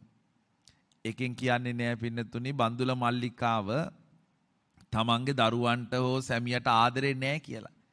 නමුත් නැත්තේ මොකද්ද එතන? එතුමියට තියෙන අත්හැරීම සම්බන්ධයෙන් අවබෝධයක්. එතුමියට ඒ සම්බන්ධව අර සීමාව ඉක්මවුනේ රහතන් වහන්සේ තරම් නොවුනත් යම් අපි තුල තියෙන චන්දරාගය ඒ එතුමිය තුල නැහැ. එතකොට යම් වෙලාවක මේ ජීවිතේ අපිට සාසනික සමෘද්ධියට යන්න ඕනේ නම් ඇතිවෙන කාම විතර්කය නුවණින් තේරුම් ගන්න උමනයි. නුවණින් තේරුම් අරගෙන එය ඉවසන්න උමනයි. ඒ ඉවසලා බැහැර කරන්න උමනයි. එය බැහැර කිරීමෙන් තොරව සාසනික සමෘද්ධියකට යන්න බෑ. දැන් හිතන්නකො ඔබේ වියෝවන් ඔබට ඔබේ ප්‍රිය විප්පයෝගය සම්බන්ධයෙන් උදේ හවස දිවා රෑ මේ සියලු දේ ගැන එකම අරමුණකම හිටියා කියලා. ඒ හිටියා කියලා ඒ මිය ගියපු ඇත්තන්ට හෝ ඔබට ඇතිවන සුගතියක් නැහැ. ඔබත් මේක අනවශ්‍ය විදියට බැඳිලා කායිකව මානසිකව හෙම්බත් වෙනවා. ඒ මත ඔබට බුද්ධියෙන් යුක්තව මේ සංසාරයෙන් එගොඩ වෙන්න අවශ්‍ය කරන ප්‍රතිපදා පූර්ණය කරන්න ඒක පින්නතුනි බාධාවක්. ඒ නිසා දැන් කාම විතර්කයක ඊළඟට ව්‍යාපාදය. අපි සාමාන්‍යයෙන් ව්‍යාපාදය කියලා කියන්නේ තරහව කියන එක. නමුත් මෙතන ව්‍යාපාදය කියලා කියන්නේ පින්නතුනි ඒ තරහව නෙමෙයි. මේ ඉන්ද්‍රිය සම්බන්ධයෙන් මේ ක්‍රියාකාරකම් සම්බන්ධයෙන් අපි තුල හැදෙනවා නොසන්සුන් ස්වභාවයක්. ඒ වගේම අසන්තෘප්ත බවක්. දැන් අපි ගෙදරක පුටුවක් එහෙට මෙහෙට කළත් ඔකට බැඳිච්ච ප්‍රමාණයත් එක්ක අපිට කේන්ති යනවා. මිනිස්සෙක් අපිට වචනයක් කිව්වත් ඔකට බැඳිච්ච ප්‍රමාණයත් එක්ක පින්නතුනේ අපිට තරහ යනවා, දුක හිතෙනවා, කේන්ති යනවා. දැන් අපිට තියෙන ප්‍රශ්නෙත් ඕකනේ. ලෝකය හැටියට තියෙන්න දෙන්න ඕනේ, අපි හැටියට ඉන්න ඕනේ. අපේ ජීවිතවල තියෙන බරපතලම ගැටලුව තමයි ලෝකය හැටියට තියෙන්න දෙන්නේ නැහැ. ලෝකය පින්නතුනි ලෝකය හැටියට තියෙන්න දෙන්නේ නැහැ. ඒ වගේම අපි හැටියට ඉන්නේ නැහැ. ලෝකය හැටියට තියෙන්න දෙන්නේ නැතුව අපි හැටියට ඉන්නේ නැතුව කටයුතු කිරීමේ ප්‍රතිඵල මත ඇතිවන හැම දෙයකදීම අපි හිත රිදව ගන්නවා, වේදනා හදා ගන්නවා, පශ්චාත්තාප නිර්මාණය කර ගන්නවා, දුකටපත් වෙනවා, වේදනාවටපත් වෙනවා. ඒ මත බොහෝ ගැටලු වලට අපි අපේ ජීවිතවලපත් වෙනවා. ඇයි? මේ සම්මුතික ලෝකේ අපි මේ පොදුවේ ජීවත් වුණාට මේ සම්මුතික ලෝකේ අපි පොදුවේ ජීවත් වුණාට සංසාරේ ගත්තාම අපි හැමෝම සසර තනි වෙච්ච අය. ඔබත් එහෙමයි මාත් එහෙමයි. ඒ සසර තනි වෙච්ච බව අපි අවබෝධයෙන් තේරුම් ගැනීම අත්‍යවශ්‍යයි. හැබැයි අවබෝධයෙන් අපි ඒක තේරුම් ගැනීම අත්‍යවශ්‍යයි කියන එකෙන් පැහැදිලි කරන්නේ වෙන දෙයක් නෙමෙයි. මේ ඇතිවෙන ස්වභාවයන් එක්ක අපි හැම වෙලාවකම අත්හැරීම කියන එක නිවැරදිව පුරුදු කිරීම තමයි අත්‍යවශ්‍ය වෙන්නේ. නැතිනම් මේ නොසන්සුන් බව සහ අසන්තෘප්ත බව නිසා අපි සමාධියෙන් සහ සතියෙන් පිරිහෙනවා. දැන් මෙතනදී ව්‍යාපාද විතර්කය අර කාම විතර්කය වගේම තමයි ව්‍යාපාද විතර්කය ආවහම අපි ඒක ඉවසනවා නම් කමක් නැහැ නේ ඉතින් මනුස්ස ජීවිතයේ මෙහිමයි කියලා අපි ඉවසනවා නම් ඒ වගේම ඒ ව්‍යාපාද විතර්කය ආවහම අපි යමක් හැරදාන්නේ නැතිව කටයුතු කරනවා නම් ඒ ව්‍යාපාද විතර්කය ආවහම අපි ඒක දුරු කරන්න කටයුතු කරන්නේ නැතිනම් ඒ ව්‍යාපාද විතර්කය විනාශ කරන්න අපි කටයුතු කරන්නේ නැතිනම් නැවත එය අභාවයට පත් කරන්න අවශ්‍ය විදියට අපි අපේ ජීවිතේ හිත හදන්නේ නැතිනම් ඒක පිටතුනි බාධාවක්. ඒ නිසා ව්‍යාපාද විතර්කයක් ආවහම මේ ඇතිවන අවස්ථාවන් එක්ක මේ පංචේන්ද්‍රියන් වලට ගෝචර වන ඒ අරමුණුත් එක්ක නොසන්සුන් වෙලා අසන්තෘප්ත වෙලා කට දැන් ඒකට අපි තව විදියට තේරුම් ගන්න පුළුවන් පින්නතුනි මේ ලෝකේ සම්පත් සීමිතයි. සම්පත් සීමිතයි. මිනිස්සුන්ගේ ආශාවන් අසීමිතයි. සීමිත සම්පත් ටික අසීමිත ආශාවන් සහිත මිනිස්සු අතර බෙදෙන්න ගියහම එතන තියෙනවා ගැටුමක්. ඒ ගැටුමේදී අපි ලද මේ මිනිස් ජීවිතය තුළ ඒ මිනිස් ජීවිතයට අර්ථයක් එකතු කරන එක පැත්තක තියලා ලද මිනිස් ජීවිතයට හානි කරන දේවල් එකතු කරන්න අපි පෙළඹෙනවා. දැන් එක තැනක් තමයි අපි හිතමුකෝ දෙව්දත්තර හාමුදුරුවෝ. දෙව්දත්තර හාමුදුරුවෝ මහාන වෙන්නේ මේ අනුරුද්ධ බගු කිම්බිල උපාලි කියන ගෘහපතියන් එක්ක මේ ශාසනය තුල නිවන අරමුණු කරලා. හැබැයි දෙව්දත්තර හාමුදුරුවන්ට මහාන වුණාට පස්සේ ඒ අරමුණ අමතක වෙනවා. දෙව්දත්තර හාමුදුරුවන්ට මහාන වෙලා ඒ අරමුණ අමතක වුණාම උන්වහන්සේ බුද්ධ රාජ්‍ය ගන්න කටයුතු කරනවා. බුදුහාමුදුරුවන්ට පීඩා කරනවා. බුදුහාමුදුරුවන්ගේ ස්වාමින් වහන්සේලා සමග සංඝ බේදය හදලා ස්වාමින් වහන්සේලා කොටසක් තමන් අතට ගන්නවා.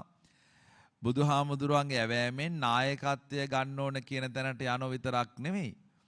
අජාසත් රජතුමාට විස බීජ පෝලා තමන් ලද ලෞකික ධාන තමන්ගේ සුඛ විහරණයට යොදාගෙන අජාසත් රජතුමාගේ උකුලේ ගිහිල්ලා වාඩි වෙන අතේ පයේ සර්පය මවාගෙන උකුල උඩ ගිහිල්ලා වාඩි වෙන්නේ.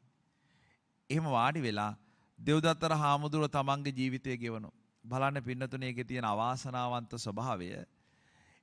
අර ඇතිවෙච්ච ස්වභාවය උන්වහන්සේ පාලනය නොකළ නිසා අදටත් උන්වහන්සේ අවීචියෙහි භව කීල කියන දුක විඳිනවා. භව කීල කියන දුක කියන්නේ අවීචියේ වෙනමම දුක.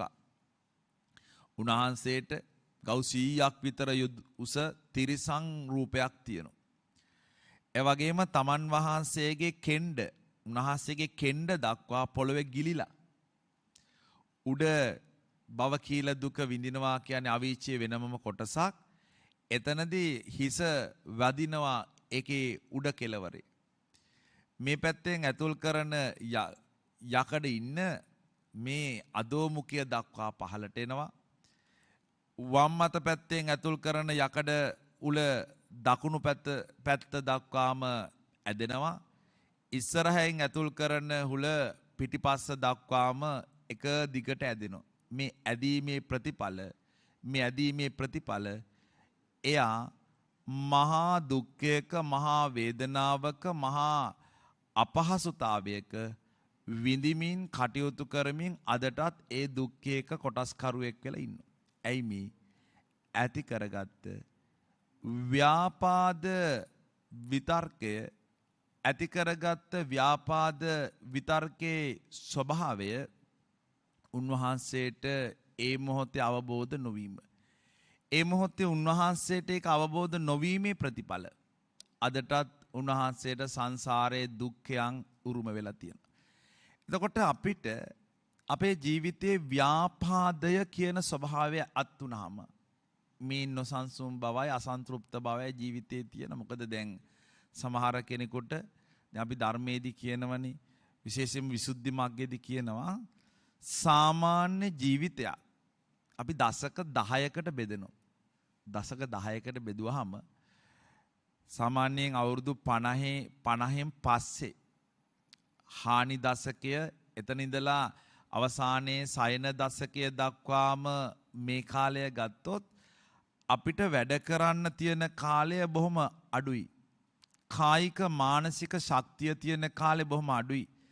කායික මානසික ශක්තිය තියෙන කාලය ඇතුලේ මේ ජීවිතය හරියට පරිහරණය කිරීම තුල විතරයි ලබන්නට පුළුවන් ආනිසංස පක්ෂය පින්නතුනි ලබන්න පුළුවන් වෙන්නේ. එතකොට ව්‍යාපාද විතර්කයක් අපි තුල එනවනම් එය බැහැර කරන්න ඕන නැත්නම් සාසන සමෘද්ධියක් නැහැ. ඒක ඊළඟේ තමයි පින්නතුනි විහිංසා විතර්කය. දැන් අපිට එනවා අනේකාට හිංසා කරන්න අදහසක්, හිංසා කරලා සතුටු වෙන්න ඕන අදහසක්, හිංසා කරලා ඔවුන් පීඩාවට පත් කරන්න ඕන අදහසක්. ඒ හිංසා කිරීම මත තමන්ට මහා සතුටක් දැනෙනවා කියන බවක් එන්න පුළුවන්. මේ ලෝකේ ලද ජීවිතයේ සමහර ඇත්තෝ තමන් නිවැරදිව පාවිච්චි නොකොට අනේකා පෙලන්න පාවිච්චි කරනවා. දැන් බුදුහාරෝ දේශනා කරනවා සබ්බේ තසන්ති දණ්ඩාස සබ්බේ බායන්ති මච්චුනෝ අතානං උපමං කත්තා නහණියන ගති. දැන් කේසී කියන අශ්ව දමනකයා එක වෙලාවකදී බුදුහාමුදුරන්ට කියනවා බුදුහාමුදුරනේ මම අශ්ව දමනකේ මම අශ්වය දමනය කරනවා ඒ නිසා මට කියනවා අශ්ව ධම්ම සාරථී කියලා. ඔබ වහන්සේ පුරුෂයෝ දමනය කරනවා ඒ නිසා ඔබ වහන්සේට කියනවා පුරුෂ ධම්ම සාරථී කියලා. ඒ වෙලාවේ බුදුහාමුදුරුවෝ අහනවා ඔබ කොහොමද අශ්වය දමනය කරන්නේ? මම ගුණෙන් කියනවා අනෙන් කියනවා ගුණ යනයි දෙකම පාවිච්චි කරනවා බැරි වුණොත් මරලා දානවා. තථාගතයන් වහන්සේගෙන් අහනවා ඔබ වහන්සේ කොහොමද කරන්නේ? මමත් එහෙමයි. ගුණෙන් කියනවා අනෙන් කියනවා ගුණ යනයි දෙකම පාවිච්චි කරව නැත්තම් මරලා දානවා. කේසි අහනවා ඔබ වහන්සේ වගේ අවිහිංසාව පදනම් කරගත් දර්ශනයක් පැහැදිලි කරන ශාස්ත්‍රෝන් වහන්සේ නමක් මරණය කියන එක කොහොමද කරන්නේ අනුමත කරනවද? කේසිය මගේ ආර්ය විනේ මරණය කියන්නේ අත්හැරීම. අත්හැරීම කියලා කියන්නේ අර චන්නහාමුදුරුවන්ට පනවපු බ්‍රහ්ම දණ්ඩනේ. චන්නහාමුදුරුවන්ට පමනවපු බ්‍රහ්ම දණ්ඩනේ කියන්නේ උතුම් දඬුවම. පුනරුත්ථාපනය කරන එක හොඳයි. දැන් අදටත් දැන් වර්තමානයේ වුණත් පින්නතුනේ අධිකරණ ක්‍රියාවලිය ඇතුලේ බන්ධනාගාරගත වෙනවා කියන්නේ පුනරුත්ථාපනේ. නමුත් ඒක වෙනවාද නැද්ද කියන එක පිළිබඳ ගැටලුවක් තියෙනවා. මොකද හුදකලා කළාම ඒ හුදකලා කිරීමත් එක්ක සමාජ සම්බන්ධතා සීමා කළාම ඔහුට ඔහු ගැන හිතන්න තියෙන කාලේ වැඩි. ඒ නිසා තමයි සමහර ඇත්ත පොත්පත් ලියන්නේ. සමහර ඇත්ත ඒ දේවල් වලට නියැලෙන්නේ. ඒ අතර සමහර ඇත්ත එතෙන්ට ගිහිල්ලා අර සුපුරුදු ඒවා ඊට වඩා වැඩි ප්‍රමාණයකින් කරනවා. අර පුනරුත්ථාපනය කියන එක නිවැරදිව සිදු නොවීම සහ පවපින විශ්වාස කරපු නැති ලද ජීවිතය නිවැරදිව භාවිත කරන්න ඕනේ කියලා කල්පනා නොකරපු මිනිස්සුන්ගේ ක්‍රියාකාරකම් නිසා අර අරමුණු සමහර විට බැහැර වෙන්න පුළුවන්. දැන් මෙතනදී තමන්ට තමන් ගැන හිතනවා කියන එක වෙන්නේ පින්නතුනේ. දැන් අපි හිතමුකෝ පාරදී ඇති වෙන සංසිද්ධියකදී අපි කේන්ති ගන්නවා නම්. ඒ කියන්නේ ඔබ වාහනයක් පදවන කෙනෙක්. අපේ වගේ රටක වාහනයක් පදවනකොට අපිට කේන්ති යන්න තියෙන අවස්ථා ටික වැඩි. දැන් කේන්ති යන්න තියෙන අවස්ථා වැඩි කියලා අපි හිතමුකෝ අපි ගමනක් යනවා කියලා. දැන් මේ ඇත්තෝ මේ ධර්මදේශන අවසන් කළා නුවරට යද්දි වාහනය මේ නුවරට පදවනකොට අතන මගදී ඔවැනි අවස්ථා 10කදී අපි කේන්ති ගත්ත කියන්නකෝ තරහ ගත්ත කියන්නකෝ. දවසට ඔහොම 10ක් වෙලා අපේ ජීවිතය ඔහොම එද්දී මේ හැම අරමුණකම කේන්ති ගන්න තැනකට නම් යන්නේ දුබලතාවයේ තියෙන්නේ තමන් ළඟ.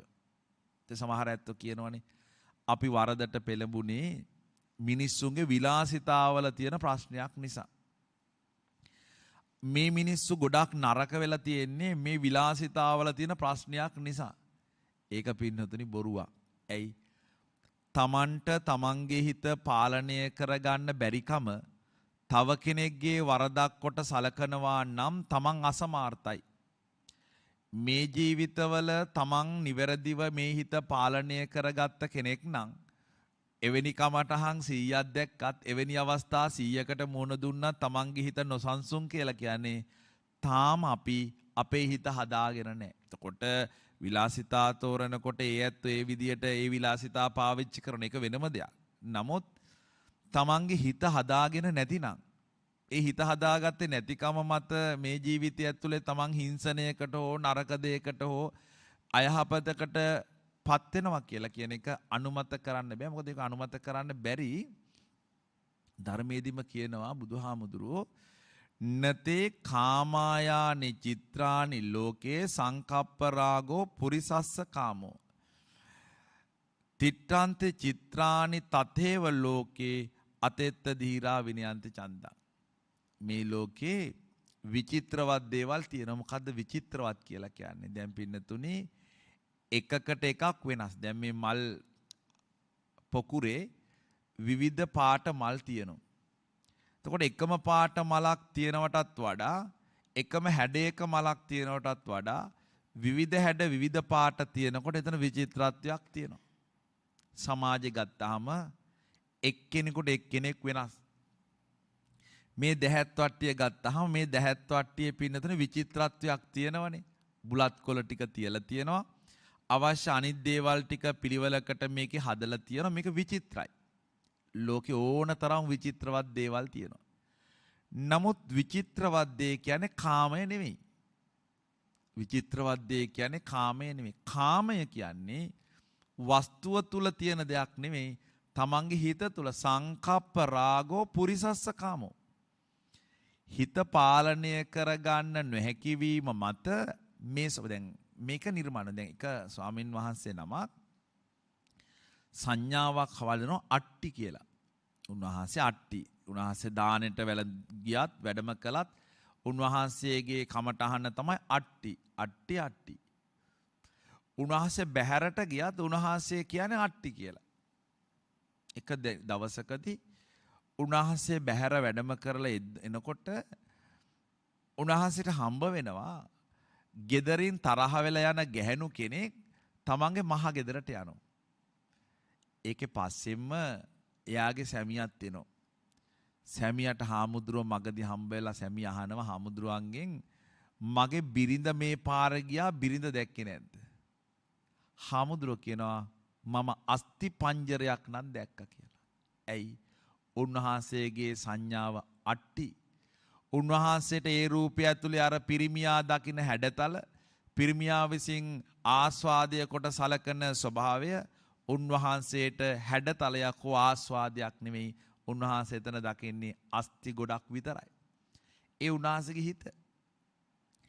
එතකොට මේ ජීවිතය ඇතුලේ අපිට මේ හිත හදාගන්න බැරිකම මත මේ හිත පාලනය කරගන්න බැරිකම මත හිත පාලනය කරගන්න තියෙන අදක්ෂතාවය මත අනේකා නිසා මම මේකට පෙළඹුණානි කියලා. දැන් අපිට කවුරු හරි බනිනකොට කවුරු හරි අපිට දොස් කියනකොට කවුරු අපිට දොස් කිව්වා කියලා ආරංචි වෙද්දී අපිට කේන්ති ගිහිල්ලා ගහන්න බනින්න හිතෙන්නේ නැවත ඔහුට පෙරලා දොස් කියන්න හිතෙන්නේ අපි අපේ හිත තේරුම් නොගැනීම කියන එක. එතකොට යම් වෙලාවකදී කවුරු හරි අපිට බැන්නහම ඒ අරමුණත් එක්ක අපි මේ හිත දූෂ්‍ය කරගන්නවා නම් 10 දෙනෙක් එහෙම බනිද්දි ඒගොල්ලන්ගේ අරමුණ සඵල වෙනවා.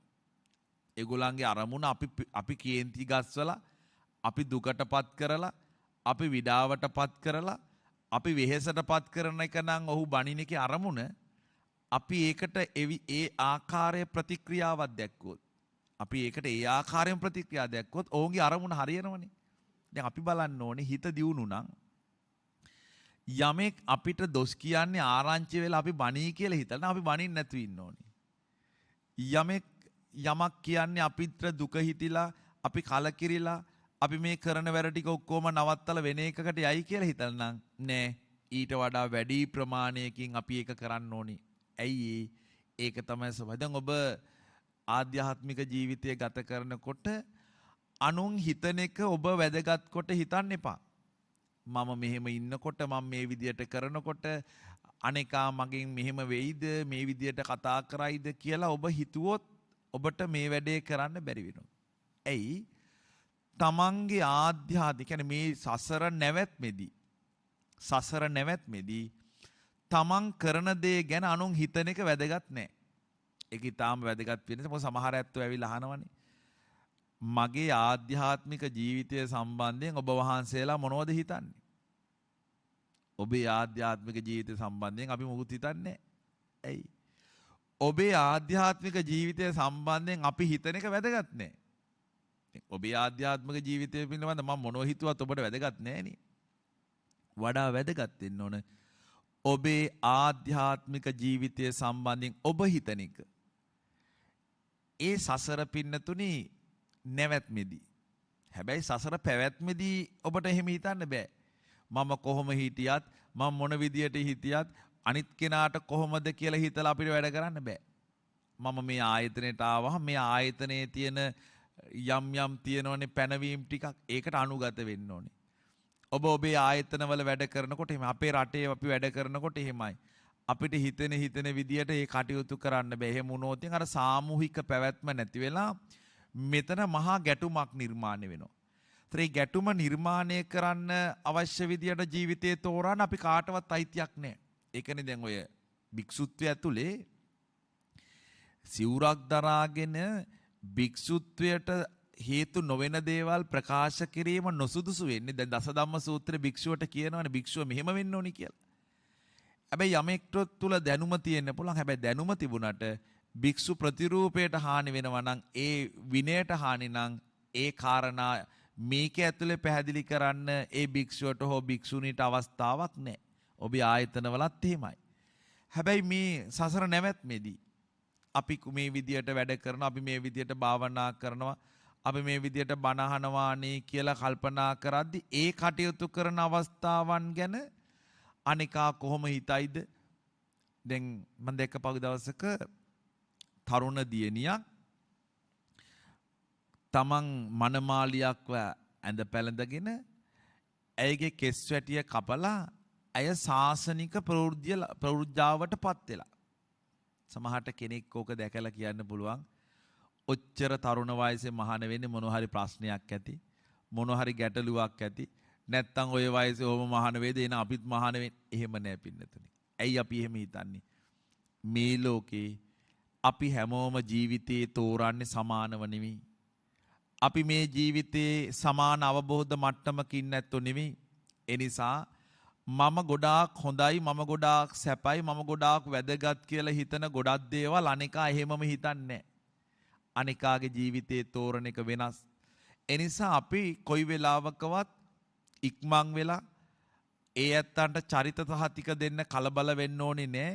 ඒ අය මෙහිමයි කියලා. තමන් පිළිබඳව නිවැරදි තක්සේරුවක් හදාගත්තාම ඒ ඇත්තන්ට පුළුවන් කමක් තියෙනවා අර ඇති වෙන කාම විතර්කය, ඇති වෙන ව්‍යාපාද විතර්කය, ඇති වෙන විහිංසා විතර්කය නැති කරන්න. නැතිනම් අපිට සිද්ධ වෙනවා තව කෙනෙකුට වචනයෙන් හරි දොසක් කියලා, තව කෙනෙකුට වචනයකින් හරි බැනලා ඒ තුල ඕන් දුකටපත් වෙනකොට අපි සතුටු වෙනවාය කියන තැනකට එන්න අපිට හිතනවා. එහෙම හිතන එක සමෘද්ධ සාසනික සමෘද්ධියට පින්නතුනි බාධාවක්. මේක ඊළඟ කාරණේ තමයි වනය වහන්න ඕනි. වනය රෙදිපටියකින් ගොපල්ලා වහන්න ඕනේ ගවයන්ගේ. නැතිනම් ඒක තුවාල වෙලා මැස්සෝ වහලා අනිත් සත්තුන්ටත් ඒ ඕජස් වැක්කිරලා ඒ ඕජස් ගෑවිලා පණුව දාලා ඒ සත්තුත් මරණයටපත් වෙන එක වේගවත් වෙනවා වනය වැහුවේ නැතොත්. ඒ වගේ මේ ජීවිතවල රූප දැක්කම ඒ රූපවල නිමිති වශයෙන් යමක් ගන්නවනම් ඔබ රූපයක් දැක්කහම රූප තුල නිමිති වශයෙන් යමක් ගන්නවනම් ඊළඟට විෂම ලෝභය හැදිලා ඒක ඇතුලේ දුම්නස හැදිලා ඉන්ද්‍රිය සංවරයට ඔවුන්පත් වෙන එක වළකිනවා නම් අන්න ඒක අපි බැහැර කරන්න ඕනේ. යම් කෙනෙක් මේ ජීවිතේ රූප දැකලා නිමිති වශයෙන් ගන්නවා නම් දැන් ඒක ඊටාම හොඳ තැනක් තියෙන එක වෙලාවකදී අපේ රහතන් වහන්සේ නමක් රජතුමේ එක රජ කෙනෙක්ගේ මල් උයනක භාවනා යෝගී වින්නෝ රජතුමා දවස් 7ක්ම සැනකෙලි කරලා දින 7 පස්සේ එතුමාට විඩාව එතුමා ටිකක් විවේක ගනිද්දී එතුමා සතුටු කරපු නාට්‍යාංගනාව මේ හාමුදුරුවෝ ඉන්න තැනට ඇවිල්ලා බණ අහනවා. ඉතින් හාමුදුරුවෝ මේ නාට්‍යාංගනාවොත් එක්ක මේ ධර්ම සාකච්ඡාවේ නිරත වෙනවා. එතන හිටපු එක කාන්තාවක් රජතුමාට මේක කිව්වා බලන්න ඔබතුමාගේ නාට්‍යාංගනාව ඇවිල්ලා අර හාමුදුරුවොත් එක්ක සතුටු සාමීචි යෙදෙන. ඉතින් මෙයාට කේන්ති ගියා රජතුමාට. රජතුමාට කේන්ති ගිහිල්ලා උන්වහන්සේ ළඟට ආව. උන්වහන්සේ තමන්ගේ 이르දියෙන් එතනින් බැහැර වුණා. ආයේ උයම් පල්ලට රජතුමා කියන නැවත දවසක හාමුදුරුවෝ වැඩියොත් තමන්ට කියන්න කියලා. ඒ වෙලාවේ උන්වහන්සේ නැවත දවසක මෙතන ඉන්න අවස්ථාවක රජතුමාට ආරංචිය ලැබිලා රජතුමා ඇවිල්ලා අහනවා ඔබ වහන්සේ බලන්න මේ තරුණ කයක් මේ තරුණ වයසේ ඉතින් මේ තරුණ වයසේ ඔබ වහන්සේට කාමය රාගය කියන ඒවා තියෙන්න ඕනේ. ඉතින් මේ කාමය රාගය තියෙන ඒවා ඔබ වහන්සේ මේ යටපත් කරගෙන කොහොමද ඉන්නේ? ඒ වෙලාවේ හාමුදුරුවෝ කියනවා මම දිත්තේ දිත්තමත්තම් භවිස්සති. යමක් දැක්කොත් දැක්කා විතරයි. ඒ ආදානග්‍රාහීව අරමුණු හැටියට අරගෙන මේක ප්‍රියයි මේක සුබයි මේක ආස්වාදයි කියලා මම යමක් තියාගෙන ඉන්නේ නෑ. මොකද මම දැක්කොත් දැක්ක විතරයි. සුතේ සුතමත්තම් භවිස්සති. මට යමක් ඇහුනොත් ඒ ඇහුණ විතරයි. ඒවට වටිනකම් දීලා ඒවට හැඩතල දාලා ඒවට ඒක වට කරලා ඒකට වටිනකම් දීලා මම මෙහිමයි කියන එකක් මා තුල නැහැ. ඒ වගේම යමක් දැනුනොත් දැනුණා විතරයි. ඒ දැනෙච්ච දේ සම්බන්ධයෙන් ඊට වඩා යමක් මා තුල නැහැ. එතකොට රජතුමා සතුටු වෙනවා. රූපයක් තියනවාය කිව්වහම දැන් අපිට මේ ලෝකේ රූප දැක්කහම ඒ රූප ආදානග්‍රාහී වරගෙන මමය මගේය කියලා වටිනකම් හද. මොකද මේ හැම තලාවකම තියෙන්නේ පින්නතුනි හිතින් දීපු වටිනකම. හැම දෙයක්ම එහෙමයි. මේ හැම තැනකම වස්තුවට තියෙන වටිනකම නෙමෙයි තියෙන්නේ හිතින් දීපු වටිනකම. මොකද එකම දේ දෙන්නෙකුට දෙවිදියකටයි වටින්නේ. එකම දේ 10 දෙනෙකුට 10 විදියටයි වටින්නේ. ඇයි? හිතින් දීපු වටිනකමක් මිස මේ වස්තුව තුල හැම වටිනකමක් නැහැ. ලෝකේ හැම දෙයක්ම එහෙමයි. අපි හිතුවොත් මේක වඩන් මේ ඇත්ත මේ ධර්මදේශනාවට හිතින් වටිනකමක් දුන්න නිසා තමයි දායකත්වයක් අරගෙන පැය දෙකක් මෙහෙම බිම වාඩිලා ඉන්නවා කියන එක පහසු නෑ. මේ දීපු වටිනකම. තව කෙනෙකුට මේ වටිනකම මේ විදියට දැනෙන්නේ නැහැ නිසා ඔහු කියනවා වැඩක් නෑනේ මොකක්ද මේක කියලා කියන පුළුවන්. තව කෙනෙක් උපන්දිනයක් සමරද්දී සාදයක් පවත්තලා ඒක ඒ විදියට සමරන්න ඕනි කියලා ඒ ඇත්තෝ කල්පනා කරලා ඒකට අදාළ පහසුකම් හදන්නේ හිතින් දීපු වටිනකම. දැන් අපිට ඒක සමහරලාවට එහෙම එකක් නෑ මොන નિરර්ථක වැඩක්ද කියලා හිතෙනවා. ඒ හිතෙන්නේ අපි ඒ හිතින් දීපු වටිනකම. මේ ලෝකේ හැම තැනකමත් වෙන්නතුනේ මේ හිතින් දීපු වටිනකම. දැන් ඇත්තටම දැන් මම මේ ඇත්තන්ගෙන් ඇහුවොත් මෙන්න මේ බුලත් කොළය මොන පාටද කියලා ඔබ කිසිත් පැකිලීමක් නැතුව කියනවා මේක හමුදුරනේ කොළ පාටයි කියලා.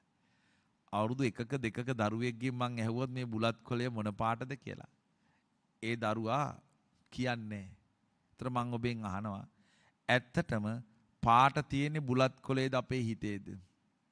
පාට තියෙන්නේ අපේ හිතේ. අපේ හිතේ තියෙන පාට තමයි මේ කොලේ කියලා අපි කියන්නේ. නැතුව කොලේ තියෙන පාට නෙමෙයි හිතේයි මේ පාට තියෙන. හිතෙන් දීපු වටිනකම. රූපයටත් එහෙමයි පින්නතුනි. දැන් ඒකනේ සමහර රූප කලකදී වටින වෙලා සමහර කලකදී වටින්නේ නැති වෙන්නේ. අපි දීපු වටිනකම ඉවත් කළා. පුංචි කාලේ පුංචි දරුවෙකුට වටින දේවල් මැදි වයසේ දරුවෙකුට වටින්නේ නැහැ. මැදි වයසේ දරුවෙක් සමහරට වටිනවා කියලා හිතපුවා අවසාන භාගයට ආපු කෙනෙකුට වටින්නේ නැහැ. අවසාන භාගයේ කෙනෙක් වටිනවා කියලා හිතන ඒවා මැදි වයසේ වටින්නේ. ඒකනේ අපි අතර ගැටුම් තියෙන්නේ. එක ගෙදරක සමහරලාවට රූපවාහිනී යන්ත්‍රයේ ආච්චි හිතනවා මම බණ අහන එක වටිනවා කියලා. තරුණ දරුවෙක් හිතනවා නෑ මම දැන් මේ ක්‍රීඩාව බලන එක වටිනවා කියලා. පුංචි දරුවෙක් හිතනවා නෑ මේ වෙලාවේ මම කාටුන් එක බලන එක. එතකොට අර ගෙදර තියෙන අර නාලිකා එහෙට මෙහෙට මාරු කරන්න ගියාම ගැටුමක් තියෙනවා. ඇයි? ඒ ඇත්ත වටිනකම් දීලා තියෙන්නේ සමානව නෙමෙයි. එතකොට රූපය නිමිති වශයෙන් ගත්තොත්, ශබ්දය නිමිති වශයෙන් ගත්තොත්, ගන්ධය නිමිති වශයෙන් ගත්තොත් ඒක ඇතුලේ පින්නතුනි දොම්නසක්මයි තියෙන්නේ අවසානයේ. අවසානයේ තියෙන්නේ දොම්නස. එතකොට අවසානයේ දොම්නසක් වෙද්දී ඒක ඇතුලේ ඉන්ද්‍රිය සංවරයක් කියන එකක් නිර්මාණය වෙන්නේ නැහැ. දැන් අපි හිතනකො දැන් සමහර ඇත්තෝ කියනවා මම භාවනා කරනවාය. භාවනා පන්ති වලට යනවාය. භාවනා කිරීම මම දවසට පැය ගාණක් කරනවායි කියලා. ඒක හොඳයි. හැබැයි ඔබ භාවනා කරනවා කියලා කිව්වට මදි. ඔබ භාවනා කිරීම ඇතුලේ ඔබේ ඉන්ද්‍රිය සංවරය හැදිලා තියෙන්න ඕනේ. ඔබ භාවනා කිරීම ඇතුලේ ඔබේ ඉන්ද්‍රිය සංවරය හැදිලා නැත්තම් ඔබ භාවනා කරනවා කියවට වැඩක් නැහැ. ඇයි? ඔබට රසවත් කෑමක් දකිද්දී ඒ රසවත් කෑම පිළිබඳව පාලනයක් හදාගෙන ඒක නොකා ඉන්න පුළුවන් නම් ඔබ හිත හදලා තියෙන්නේ. ඔබට ප්‍රිය රූපයක් දකිද්දී එය ප්‍රිය රූපය සම්බන්ධයෙන් තියෙන්නේ මධ්‍යස්ථ හැඟීමක් නම් ඔබ භාවනා කරලා තියෙනවා. ඔබට අභියෝගාත්මක වෙලාවකදී කවුරු හරි තර්ජනය කරනකොට, ගහන්න එනකොට, බනින්න එනකොට ඔබ හැසිරෙන විදියත් එක්ක තමයි පින්නතුනි ඔබ භාවනා කළ හිත හැදුනද නැද්ද කියලා තීන්දුව කරන්නේ. දැන් ගොඩක් ඇත්තෝ එය හරයක් කොට සලකන්නේ නැතුව සමහර වෙලාවට මම අහවල් භාවනා පන්තියට යනවා, අහවල් අභිධර්මයට පන්තියට යනවා කියලා ඒක ඇතුළෙත් මාන්නයක් හදාගන්නවා. කොට මම භාවනා කළා කියන එක පේන්න ඕන මගේ හැසිරීමෙන්. දැන් මේ වගේ වෙලාවදී ඔබේ හැසිරීමේ ප්‍රශ්නයක් නැහැ. නමුත් මේ වගේ වෙලාවකදී නෙමෙයි ඔබේ හැසිරීම බලන්න ඕනේ. අභියෝගාත්මක වෙලාවකදී ඔබ කොහොමද හැසිරෙන්නේ? ඒතර අපේ ආච්චි අම්මා හැමදාම සිල් ගත්තත් ආච්චි අම්මා ගෙදර හැසිරෙන විදිය, ආච්චි අම්මා මේ ධර්මයේ ජීවිතේ ලං කරගත්ත විදිය, ධර්මයට තමන්ගේ ජීවිතයේ පණපෝපු විදියත් එක්ක තමයි බලන්න ඕනේ හිත හැදිලා දෙන. ඒකට අපිට පින් කරන්න පුළුවන්. පින් කරන්න පුළුවන්. හැබැයි අපිට ධර්මයේ යෙදෙන්න අමාරුයි. අන්න පින් කරනවා වගේම ධර්මයේ යෙදෙන්න ඕනේ. ඒ ධර්මයේ යෙදීම ඇතුලේ තමයි මේ කියන අපි බලාපොරොත්තු වෙන ලාභයක් නම් ලබන්න පුළුවන්කම තියෙන. එහෙම නැත්නම් ඒක පිනතුනේ ලැබෙන්නේ නැහැ. ශබ්දත් එහෙමයි. ශබ්දත් එහෙමයි. ඊළඟට සුවඳත් එහෙමයි පින්නතුනි. ස්පර්ශයත් එහෙමයි. හැම දෙයක්ම අපි නිමිති වශයෙන් ගත්තොත්, ඒ අරමුණු හැටියට ගත්තොත් ඒ ගැනීම මත තියෙන්නේ අලාභයක්. ඒක ඇතුලේ දොම්නසක් තියෙන්නේ ඉන්ද්‍රිය සංවරයට බාධාවක්. ඊළඟට පින්නත දුමාලනවා කියන එක. මෙන් හරක්ට ගව පට්ටියක මැස්සෝ මදුරුව ඇවිල්ලා ගවයන්ට දෂ්ට කරන නිසා ගවයෝ ඒකෙන් හානියට පත් වෙන නිසා ගව පල්ලා ගොපල්ලා දුම් අල්ලනවා. එතකොට දුම් අල්ලන්නේ නැති වුණොත් ගව පිරිස පීඩාවට පත් වෙනවා. ඒ වගේ මේ ධර්මය විශේෂයෙන්ම මෙතනදී භික්ෂූන් වහන්සේටත් ගිහියන්ටත් කියනවා අපි ධර්මය ඇහුවහම ඒ ධර්මය තුල නිවැරදිව හඳුනාගත්ත කාරණය නිවැරදිව අනේකාට sannivedanaya කරන්න ඕනේ. ඔබ ධර්මය ඇහුවහම ඔබට වාසි ටික විතරක් කියලා අවාසි ටික සංගවනවා කියන එක නොකර ඉන්න ඕනේ. අපි ගොඩක් වෙලාවට හිත කැමති වෙන්නේ දැන් බණක් වුණත් සමහර ඇත්තෝ කැමති වෙන්නේ තමන්ව ගැන කියලා අපි හොඳයි හාමුදුරුවෝ අපිත් හිනස්සලා හාමුදුරුවෝත් හිනා වුණානේ කියන තැනක තමයි ඇතැම් විට අපි බණ හොඳයි කියලා කියන්නේ. ඒක එහෙම නෙවෙයි පින්නතුනි. බණ කියලා කියන්නේ මේ ලෝකේ යථාර්ථය යථාර්ථයේ විදියට ගැඹුරු ස්වභාවයකින් පැහැදිලි කරන්න ඕනේ නැත්නම් අපිට ඔක්කොම සරලව වෙනවා. ඒකත් කළා මේකත් කළා මම මෙහෙම කළා සමහර ඇත්තු කියන්නේ මම සිරීපාදේ 7 වතාවක් ගියා. ගිහිල්ලා 7 වතාවක්ම ගන්ටාරේ ගැහුවා. මම දඹදිව ගිහිල්ලා තිනු 8 වතාවක්. එතකොට මම කටින සිවුරු මෙච්චර පූජා කරලා තියෙනවා. මම මෙච්චර කප්රුක් පූජා කරලා තියෙනවා. ඉතින් ඒ ඇත්තෝ හිතනවා දැන් හරි කියලා. ඇයි? අපි මතු පිටින් ඒ ඇත්තෝ යොමු කරලා තියෙන්නේ ඒ දේවල් වලට. මොකද ඒ ඇත්තෝ හිතනවා ඒක තමයි හොඳ කියලා. ඊළඟට සමහර වෙලාවට ඒ කරන ක්‍රියාව ඇතුලේ ඔවුන්ට සමාජ ගෞරවයක් තියෙනවා. සමාජ පිළිගැනීමකුත් තියෙනවා. මේකත් එක්ක ඒගොල්ලෝ මාන්නෙකුත් හදාගන්න. අවසානයේ ආර්ය ස්වභාවය ඇතුලේ නැති කරන්න ඕන සියලු ගුණයන් තියෙද්දී නැති කරන්න ඕන සියලු දේවල් ඇති කරගෙන මේ නැති කරන්න ඕන දේවල් එහෙමම තියලා එයා ජීවිතයෙන් සමුගන්න. දැන් අපි සාමාන්‍ය ජීවිතයේදී ධර්මය ඇහුවහම අහන ලද ධර්මය විස්තර කරලා කියනවා කියලා කියන්නේ ඒක පෙළ දහමට අනුව කියනවා මිස අපිට හිතෙන ඒවා කියනවා නෙමෙයි. අපිට හිතෙනේවත් කියන්න පුළුවන්නේ. සමහරට ඔබට හිතෙන්න පුළුවන් අපිට හිතෙනේම බන කියලා නෑ. පින්න දෙක පෙළ දහමත් එක්කයි ගලපන්න ඕනේ. අර මම දැක්ක එක නිසඳසක තියෙනවා. මම මේ බුදුමැදුර ඇතුලේ මේ තරම් පුංචි උළුවස්සක් තියලා මේ තරම්ම මල් පහන් පූජා කරලා දුම් ගහනවා. සමහර තැනකදී මගේ මකුළු දැල් ඒ සියල්ල කමක් නෑ. මේ කියන්නේ මේ නිසඳසක නිර්මාණ කරුවෙක් කියනවා බුදුහාමුදුරුවෝ කතා කරන විදියට. හැබැයි මට ඉවසන්න බැරි එකම දේ තමයි මේ මකුණු දැල් බැඳපු එකත් ඉවසන්න පුළුවන්. දායක උපාසකම්මල වැඩි ශ්‍රද්ධාවට පහන් ටික ගෙනල්ලා බුදු පිළිම ළඟම පත්තු කරන එකත් මට ඉවසන්න පුළුවන්. මේ දුම් ගහන වගේ මහා හඳුන්කුරු ගොඩක් ගෙනල්ලා පත්තු කරන එකත් ඉවසන්න පුළුවන්. හැබැයි මං කිව්වා කියලා ඔය එළියේ කියන බොරු ටික මට ඉවසන්න බෑ. ඇයි? උන්වහන්සේ දේශනා කළා කියලා ඒ නිවැරදි මාර්ගයෙන් නොවි ඒ මාර්ගයට පරිබාහිරව මේ ජීවිතවල යමක් කියනවා කියන එක හොඳ නෑ. මොකද දුම්මල්ුවේ නැති වුණාම ගවරැල හෙන්නත් වෙනවා. ඒ වගේම මේ ශාසනය ඉක්මනට පිරිහෙන්න පුළුවන්. අහන ලද දේ අපි විසින් අවබෝධ කරගන්න දේ ඒ ඇති විස්තර වශයෙන් කීම තමයි වඩා වැදගත්. ඊළඟ තමයි පින්නතුනේ තොටුපළ නොදැන ගන්නකම. දැන් තොටුපළ දැනගන්න ඕනනේ. තොටුපළ දැනගත්තේ නැති වුනහම ගව පිරිස පිරිහෙනවා. ඒ වගේ ඇසූපිරු තැන් ඒ වගේම ඇසූපිරු ඇත්තන් ළඟට ගිහිල්ලා අපිට අවවාද අනුශාසනා ගන්න ඕනි. මේ ජීවිතවල දැන් භාවනා කරන ඇත්ත උනත් හිතෙන විදියට කමටහන් තෝරන්නේ නැහැ. තමන්ගේ චරිත ස්වභාවයත් බලලා කමටහන් තෝරනවා. අපි හිතමුකෝ සමතේ කමටහන් 40ක් තියෙනවා කියලා. ඒ 40ම අවශ්‍ය නැහැ. තමන්ට තමයි එක කමටහනක් ප්‍රමාණවත්. පාමසියක බෙහෙත් 100ක් තිබ්බොත් 100ම අරගෙන බොන්නේ නැහැ. අපේ ලෙඩේට අදාළවනේ අපි බෙහෙත් ගන්නෙ. කමටහනොත් එමෙ නිසාර සතිපතා නම් ලකුණු කරන විදියට ගිහිල්ලා නෙමෙයි. තමන්ගේ ස්වභාවයත් එක්ක බලලා නිවැරදි කමටහන් ලබලා දෙන කමඨාචාර්යයන් වහන්සේලාගෙන් ඒ කමටහන් අරගෙන තමයි භාවනාවට වාඩි වෙන්න ඕනේ. භාවනා කරන්න ඕනේ. අර චිත්ත සමාධිය හදා ගන්න තියෙන භාවනා ගැටලුවක් නැහැ. නමුත් විදර්ශනා පැත්තට යනකොට ඒ භාවනාවට යන්න ඕනේ එහෙමයි. ඒ වගේම ඒ ධර්මයට ජීව ගුණයක් තියෙන්න ඕනේ. දැන් කියන්න පුළුවන් පොතක් බලලා අපිට යමක් ඉගෙනගෙන කියන්න පුළුවන්. හැබැයි යමක් ඉගෙනගෙන කියන රංගපාන ස්වභාවය නෙවෙයි. ඒ කියන හැම දෙයකම ජීව ගුණයක් තියෙන්න ඕනේ.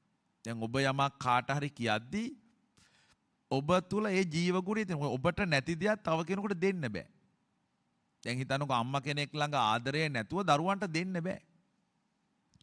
ගුරුවරයෙක් ළඟ ආදරය නැතුව දරුවන්ට දෙන්න බෑ. ස්වාමින් වහන්සේ ළඟ මෛත්‍රිය නැතුව දරුවන්ට දෙන්න බෑ. මිනිස්සුන්ට එක කියන්න බෑ. අන්න එවැනි තත්ත්වයක් ඔබ තුල යමක් තියෙන්න ඕනේ. ඒ කියන්නේ ඔබ යමක් අත්පත් කරගෙන ඔබ ඒ තුල සංයමයටපත් වෙලා ඔබ ක්‍රියාවෙන් ඒක ඔප්පු කිරීමේ ඇතුළේ විතරයි තව කෙනෙකුට ඒක දෙන්න පුළුවන් වෙන්නේ. ඒතර එවැනි අත්ව ළඟට අපිට ගිහිල්ලා ඒව ගන්න පුළුවන්. එහෙම නැතුව සාම්ප්‍රදායිකව ඒ බණ කියන වෙලාවට ඇවිල්ලා බණ ආසනයේ හරි සාම්ප්‍රදායිකව දේශන කරන වෙලාවට ඇවිල්ලා ඒ දේශනාසනේ ඉඳගෙන ඒව කියන්න බෑ. එහෙම ඕන තරම් පුළුවන්. සමහරලාට අපි රූපවාහිනිය වල දකිනවා උදේට මේ පෞල් සංස්ථාව යහපත්ව පවත්වාගෙන යෑම පිළිබඳ දේශන කරන බලද්දි තුන් පාරක් විතර දික්කසාද වෙලා.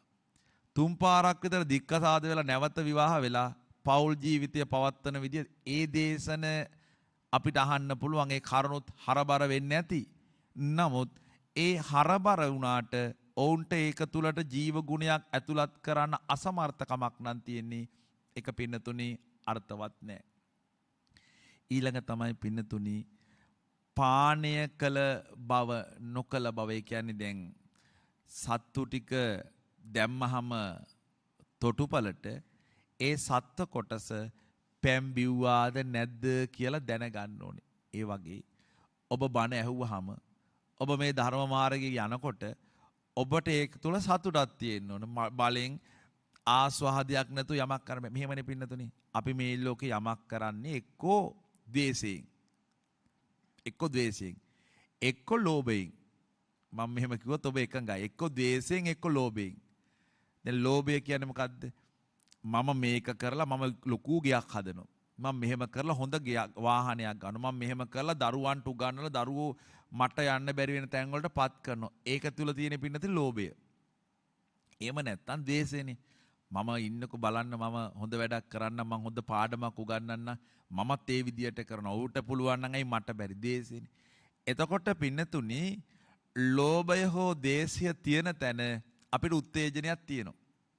හොඳට බලන්න නැද්ද කියලා? ලෝභය හරි ද්වේෂය හරි තියෙනවා නම් එතන උත්තේජනයක් තියෙනවා. දැන් ලෝභයයි ද්වේෂයයි නැති තැන ගොඩක් වෙලාවට උත්තේජනයක් නැහැ. ඒකනේ බණ එහෙම අහනකොට නිින්ද යන්නේ. බණ එහෙම අහනකොට ගොඩක් වෙලාවට නිින්ද යන්නේ ඇතැම් ඇත්තන්ට ඒකේ ඇතුලේ උත්තේජනය අඩුයි. උත්තේජනයක් නැහැ. ඔහේ ඉතින් අහන්නම් වාලේ අහනවා, එන්නම් වාලේ එනවා, වාඩි වෙන්නම් වාඩි වෙනවා.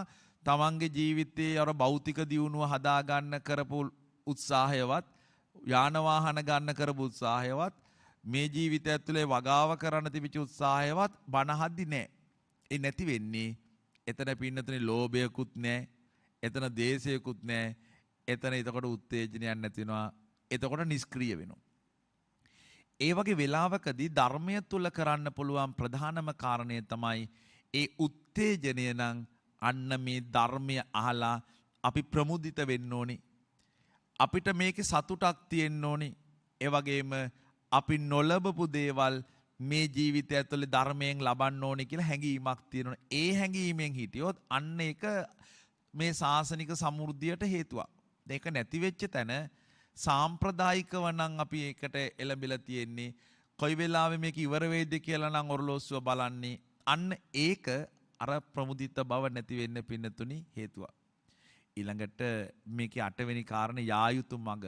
ඒක මම මේ අත්තට අමුතුවෙන් කියන්න ඕනේ නැහැ. නිවන් මාර්ගය ආර්ය අෂ්ටාංගික මාර්ගය තමයි යා යුතු මඟ. ඒක තමයි අපි කියන්නේ මධ්‍යම ප්‍රතිපදාව කියලා. ඒ වගේම සතර සතිපට්ඨානෙ. දැන් ගොදුරු තැන් කියන්නේ සතර සතිපට්ඨානෙ. සතර සතිපට්ඨානෙ කියන්නේ පින්නතනේ සිහිය. සිහිය පිහිටවනවා. කායානුපස්සන, වේදනානුපස්සන, චිත්තානුපස්සන, ධම්මානුපස්සන. ඒකට අපි කියනවා පිය උරුමය කියලා. ගෝචර සීමාව කියලා. පිය උරුමය, ගෝචර සීමාව අපි දැනගන්න ඕනේ. හිතේ ආරක්ෂකයා මේ සතිය කියන්නේ මේ දැන් මේ මොහොතේ මේ ඔබ මේ ඉන්නේ සතිය. එක්කෝ අතීතේ නම් එක්කෝ අනාගතේ නම් අපිට සතිය නැහැ. ගොඩක් වෙලාවට අපි ඉන්නේ සතිය නැතුව. මොකද අතීතය ගැන හිතනවා, ආපු නැති අනාගතය ගැන හිතනවා, වර්තමාන ජීවත් වෙන්නේ නැහැ. ඒතර වර්තමානයේ මේ මොහොතේ නම් අපි ජීවත් වෙන්නේ අන්න එතන පින්නතුනේ සතිය තියෙනවා. ඊළඟට ඉතිරි නොකර කිරි දෝනේ කියන්නේ දැන් භික්ෂුවට නම් ලැබෙන සිව්පසය පිළිබඳව අල්පේච්ඡ වෙන්න ඕනේ. ඔබත් එහෙමයි. ඔබේ ජීවිතවල ලැබෙන සිව්පසය සම්බන්ධයෙන් ලැබෙන දේ සම්බන්ධයෙන් මහිච්ඡතාවයට නොයන්න ඕනේ. උවමනාවන් සන්තර්පණය විය යුතුයි. හැබැයි අර දැඩි ආසාවන් මහිච්ඡතාවය තුල කටයුතු කරන්න ගියාම ධර්මය තුලත් සමහරට අපි හිතනවා නෑ නෑ මට මේ දේ කියලා භෞතිකයට යන වැඩි. එතකොට ඒක සාසනික සමෘද්ධියට පින්නතුනි බාධාවක්. මේකේ අවසාන කාරණය වැඩිහිටියන්ට සලකනවා කියන්නේ වැඩිහිටි ගවයන් රකින්නවා කියන එක සාසනෙත් එහෙමයි. දැන් අපි ස්වාමින් වහන්සේලා හැටියට චිරරාත්‍රාඥ භික්ෂූන් වහන්සේලා චිරරාත්‍රාඥ කියන්නේ පින්නතුනි ශාසනයේ ගොඩාක් අත්දැකීම් තියෙන හාමුදුරුවෝ. උන්වහන්සේලාගේ අවවාද අනුශාසනා ගන්න ඕනේ. ඔබත් එමයයි ශාසනය තුල මේ ධර්ම මාර්ගයේ ඔබ ස්පර්ශ නොකරපු සීමාවන් ස්පර්ශ කරපු ඇත්තෝ ඉන්න පුළුවන්. නිවැරදිව ඒ ඇත්තෝ කල්යාණ මිත්‍රත්වයෙන් ලං කර ගන්න ඕනේ. එහෙම කළාම අන්න අපිට පුළුවන්කම තියනවා ශාසනික සමෘද්ධිය හදාගන්න. ගොපලු නායකයා මේ කියන දුර්ගුණ නැති කරලා මේ දුර්ගුණ තුර ගුණයන් වල පිහිටුවොත් ගොපලු රැළ රැකෙනවා. භික්ෂු භික්ෂුණී උපාසක උපාසිකා කියන සිව්වන පිරිස මේ කියන අවබෝධ මට්ටමින් ඉවත් නොවේ. ඒ අවබෝධ මට්ටම හදාගත්තොත් ශාසනික සමෘද්ධිය හැදෙනවා. එතනදි තමයි අපේ බෞද්ධ කමට අර්ථයක් එකතු කරගන්න පුළුවන්කම තියෙන. ඉතින් ඒ වෙනුවෙන් මේ උතුම් ඉල්පුර පස්වලොස්සක පොහේ දවසේ මේ දේශනාව ඔබ සියලු දෙනාට මහඟුසුවක් ඖෂධයක් වේවා කියලා ප්‍රාර්ථනා කරනවා. පින්තුනි අද ධර්ම දේශනාවේ දායකත්වයන් දෙකක් තියෙනවා. විශේෂයෙන්ම මහනුවර මැදබෝල මේ ජෙනරාල් නිමල් දෙඹටපිටිය මහත්මාණන්, චිත්‍රාංගනී දෙඹටපිටිය මහත්මිය, තරුෂි දෙමටපිටිය, නයනහාරි දෙමටපිටිය සහ තිමිර එදිරිසිංහ කියන මහත්ම මහත්මීන් විශේෂිතම අරමුණ බවට පත්ුනේ හසාරා දෙමටපිටිය දියණිය වියෝ වෙලා තෙමස් පූර්ණ ගුණ සමරුව ඒ දියණියට පුණ්‍යානුමෝදනා කිරීම. අපේ ජෙනරාල් ගාමිණී ජයසුන්දර මහත්මයා මීට මාස 2කට විතර ප්‍රථම තමයි මුලින්ම මේ ආරාධනාවන් සිද්ධ කළේ.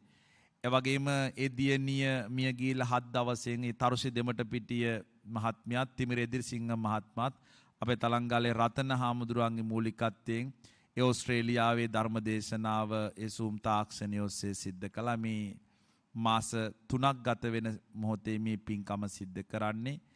එවැගේම පුණ්‍යානුමෝදනාවන් සිද්ධ කරනවා ජේ.සී. යටවර පියාණන්, අනුලා යටවර මෑණියන්, පී.බී. දෙමටපිටිය පියාණන්, අනුලා දෙමටපිටිය මෑණියන්, උදය දෙමටපිටිය සොහොයුරාට. එවැගේම සියලුම සුජීවත්ව සිටින ඥාතීන්ට, සියලුම හිත මිත්‍රාදීන්ට, ශ්‍රී ලංකා වාසී සැමට සහ ලෝකවාසී සියලු දෙනාට පුණ්‍යානුමෝදනා කිරීම. සියලුම මියගිය ඥාතීන්ට, හිත මිතුරන්ට සහ යුද්ධයෙන් මියගිය, කොරෝනා වසංගතයෙන් මියගිය සියලුම පින්නතුන්ට ඒ සියලු දෙනාට පුණ්‍යානුමෝදනා කිරීමත් මේ පින්කමේ තවත් අරමුණක්. එවැගේම තව සුවිශේෂී අරමුණක් වජිර අබේපිටිය මහත්මිය, එවැගේම දොස්තර සිතිර අබේපිටිය පුතුණුවන්, අපි රටක් දන්න විනිසුරු සරත් අබේපිටිය මහත්මයා ඉතාමත්ම සාධාරණව තමන්ගේ නීතිය තුල කටයුතු කරන්නට යෙදුණා. නමුත් ඒ කුරිරු ආකාරයෙන් මීට වසර 17කට ප්‍රථම එතුමා මී යන්නේ. එතුමාට පුණ්‍යානුමෝදනා කිරීමත් මේ පින්කමේ ප්‍රධාන අරමුණක්. තමන් ලද ඒ වෘත්තීය ස්වභාවය තුළ පින් වැඩෙන ආකාරයට කටයුතු කිරීම නිසා මෙවැනි පින්කම් තවත් එතුමාට රුකුලක් වෙයි කියලා අපි කල්පනා කරන්නේ. එවැගේම සරත් අඹේපිටිය මහත්මයාගේ දෙමව්පියන්, වජිරා මහත්මියගේ දෙමව්පියන් වන රිචඩ් පෙරේරා හා ලීලාවතී පෙරේරා මැතිණිය, සොහොයුරු සිඩ්නි පෙරේරා මහත්මයාට පින්දීම, පවුලේ සියලු දෙනාට, සම්බෝධි විහාරයේ සියලුම මහා සංඝරත්නයට, කොරෝනා රෝගයෙන් පෙළෙන සියලු දෙනාට ඉක්මන් සුවය ප්‍රාර්ථනා කිරීමත්, විශේෂයෙන්ම වෛද්‍ය සිතිර දෙමටපිටියේ ආදරණීය පුතුණුවන්ගේ අනාගතය සෞභාග්‍යමත් වීම සඳහා ආශිර්වාද කිරීමත් පින්කමේ තවත් අරමුණක්. විශේෂ පුණ්‍යානුමෝදනාව ශ්‍රී සම්බෝධි මහා විහාරාධිපතිව වැඩවිසූ බෞද්ධ මාධ්‍ය ජාලයේ නිර්මාතෘවර බෝධිසත්ව ගුණෝපේත සම්බුද්ධ ශාසන විශ්වකීර්ති ශ්‍රී සද්ධර්ම විභූෂණ පරම පූජනීය දරණාගම ශ්‍රී කුසලදම මහා ස්වාමීන්ද්‍රයන් වහන්සේට පින් අනුමෝදන් කිරීම, අපත් වී වදාළ සියලු මහා සංඝරත්නයට පින් අනුමෝදන් කිරීම රට ජාතිය වෙනුවෙන් දීපිදු සියලුම රණවිරුවන්ට පුණ්‍යානුමෝදනා කිරීමත් මේ පින්කමේ තවත් අරමුණක්. ඒ සියලු ඇත්තන්ගේ බලාපොරොත්තු අරමුණු වගේම ධර්ම ශ්‍රවණය කළ ලංකාවාසී ලෝකවාසී පින්වත් හැම කෙනෙකු නමින්ම මියගිය සියලු ඥාතීන් මේ පින් අනුමෝදන් වෙත්වා.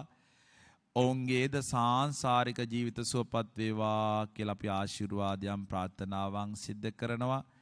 ඒ වගේම දෙවියෝ මේ පින් අනුමෝදන් වෙත්වා. දෙවියන්ගේ දිවිසුරු වඩා වර්ධනය කර ගනිත්වා. දෙවියෝද පතන බෝධියකින් උතුම් නිවන් සම්පත් ලබා ගනිත්වා කියලා සාදු කියන අවසාන වශයෙන් අපි බොහොම සතුටු වෙනවා. විශේෂයෙන්ම අද දායකත්වයන් දෙකම ලැබපු පින්නතු මේ රටට ජාතියට ණය නැති ඇත්තෝ, ඒ තමන්ගේ ශේෂ්ත්‍රවලට ණය නොවිච්ච ඇත්තෝ, ඒ සියලු දෙනාටත් ඒ ආශිර්වාදය ආකාරයෙන් මිට වේවා. සම්බෝධි වර්තමාන විහාරාධිපති අපි බොරලන්දි වජිරඥාන පඬිත හාමුදුරන් වහන්සේ ඇතුළු විහාරවාසී මහා සංඝරත්නයටත් එවැගේම ලංකාවාසී ලෝකවාසී සියලුම මහා සංඝරත්නයටත් සියලුම ඇත්තන්ටත් මේ උතුම් ආශිර්වාදය එක හා සමානව ලැබේවා. සියලුම මාරක බාධක අයහපත් තත්ත්වයන් වලින් අත් මිදිලා අපි හැම කෙනෙකුටම යහපත්ව කටයුතු කරන්නටත් මේ උතුම් පින්කම් මේ ආකාරයෙන් සිද්ධ කරන්න මුළු සමස්ත ලෝකයටම යහපතම උදා වේවා. දෙවියෝ මේ පින් අනුමෝදන් වෙත්වා. මියගිය සැමටත් දෙවියන්ටත් අපි ඔබ හැමටත් දෙව් මිනිස් සැප කෙලවර උතුම් නිවන් සම්පත් ලබා ගැනීම සඳහාම මේ පින් හේතු වාසනා වේවා. පාරමිතාවක්ම වේවා කියලා සාදු කියමු. ආකාසට්ඨා ච බුම්මට්ඨා දේවා නාග මහිද්దికා පුඤ්ඤන්තං අනුමෝදිත්වා චිරන් රක්칸තු ලෝක සාසනං.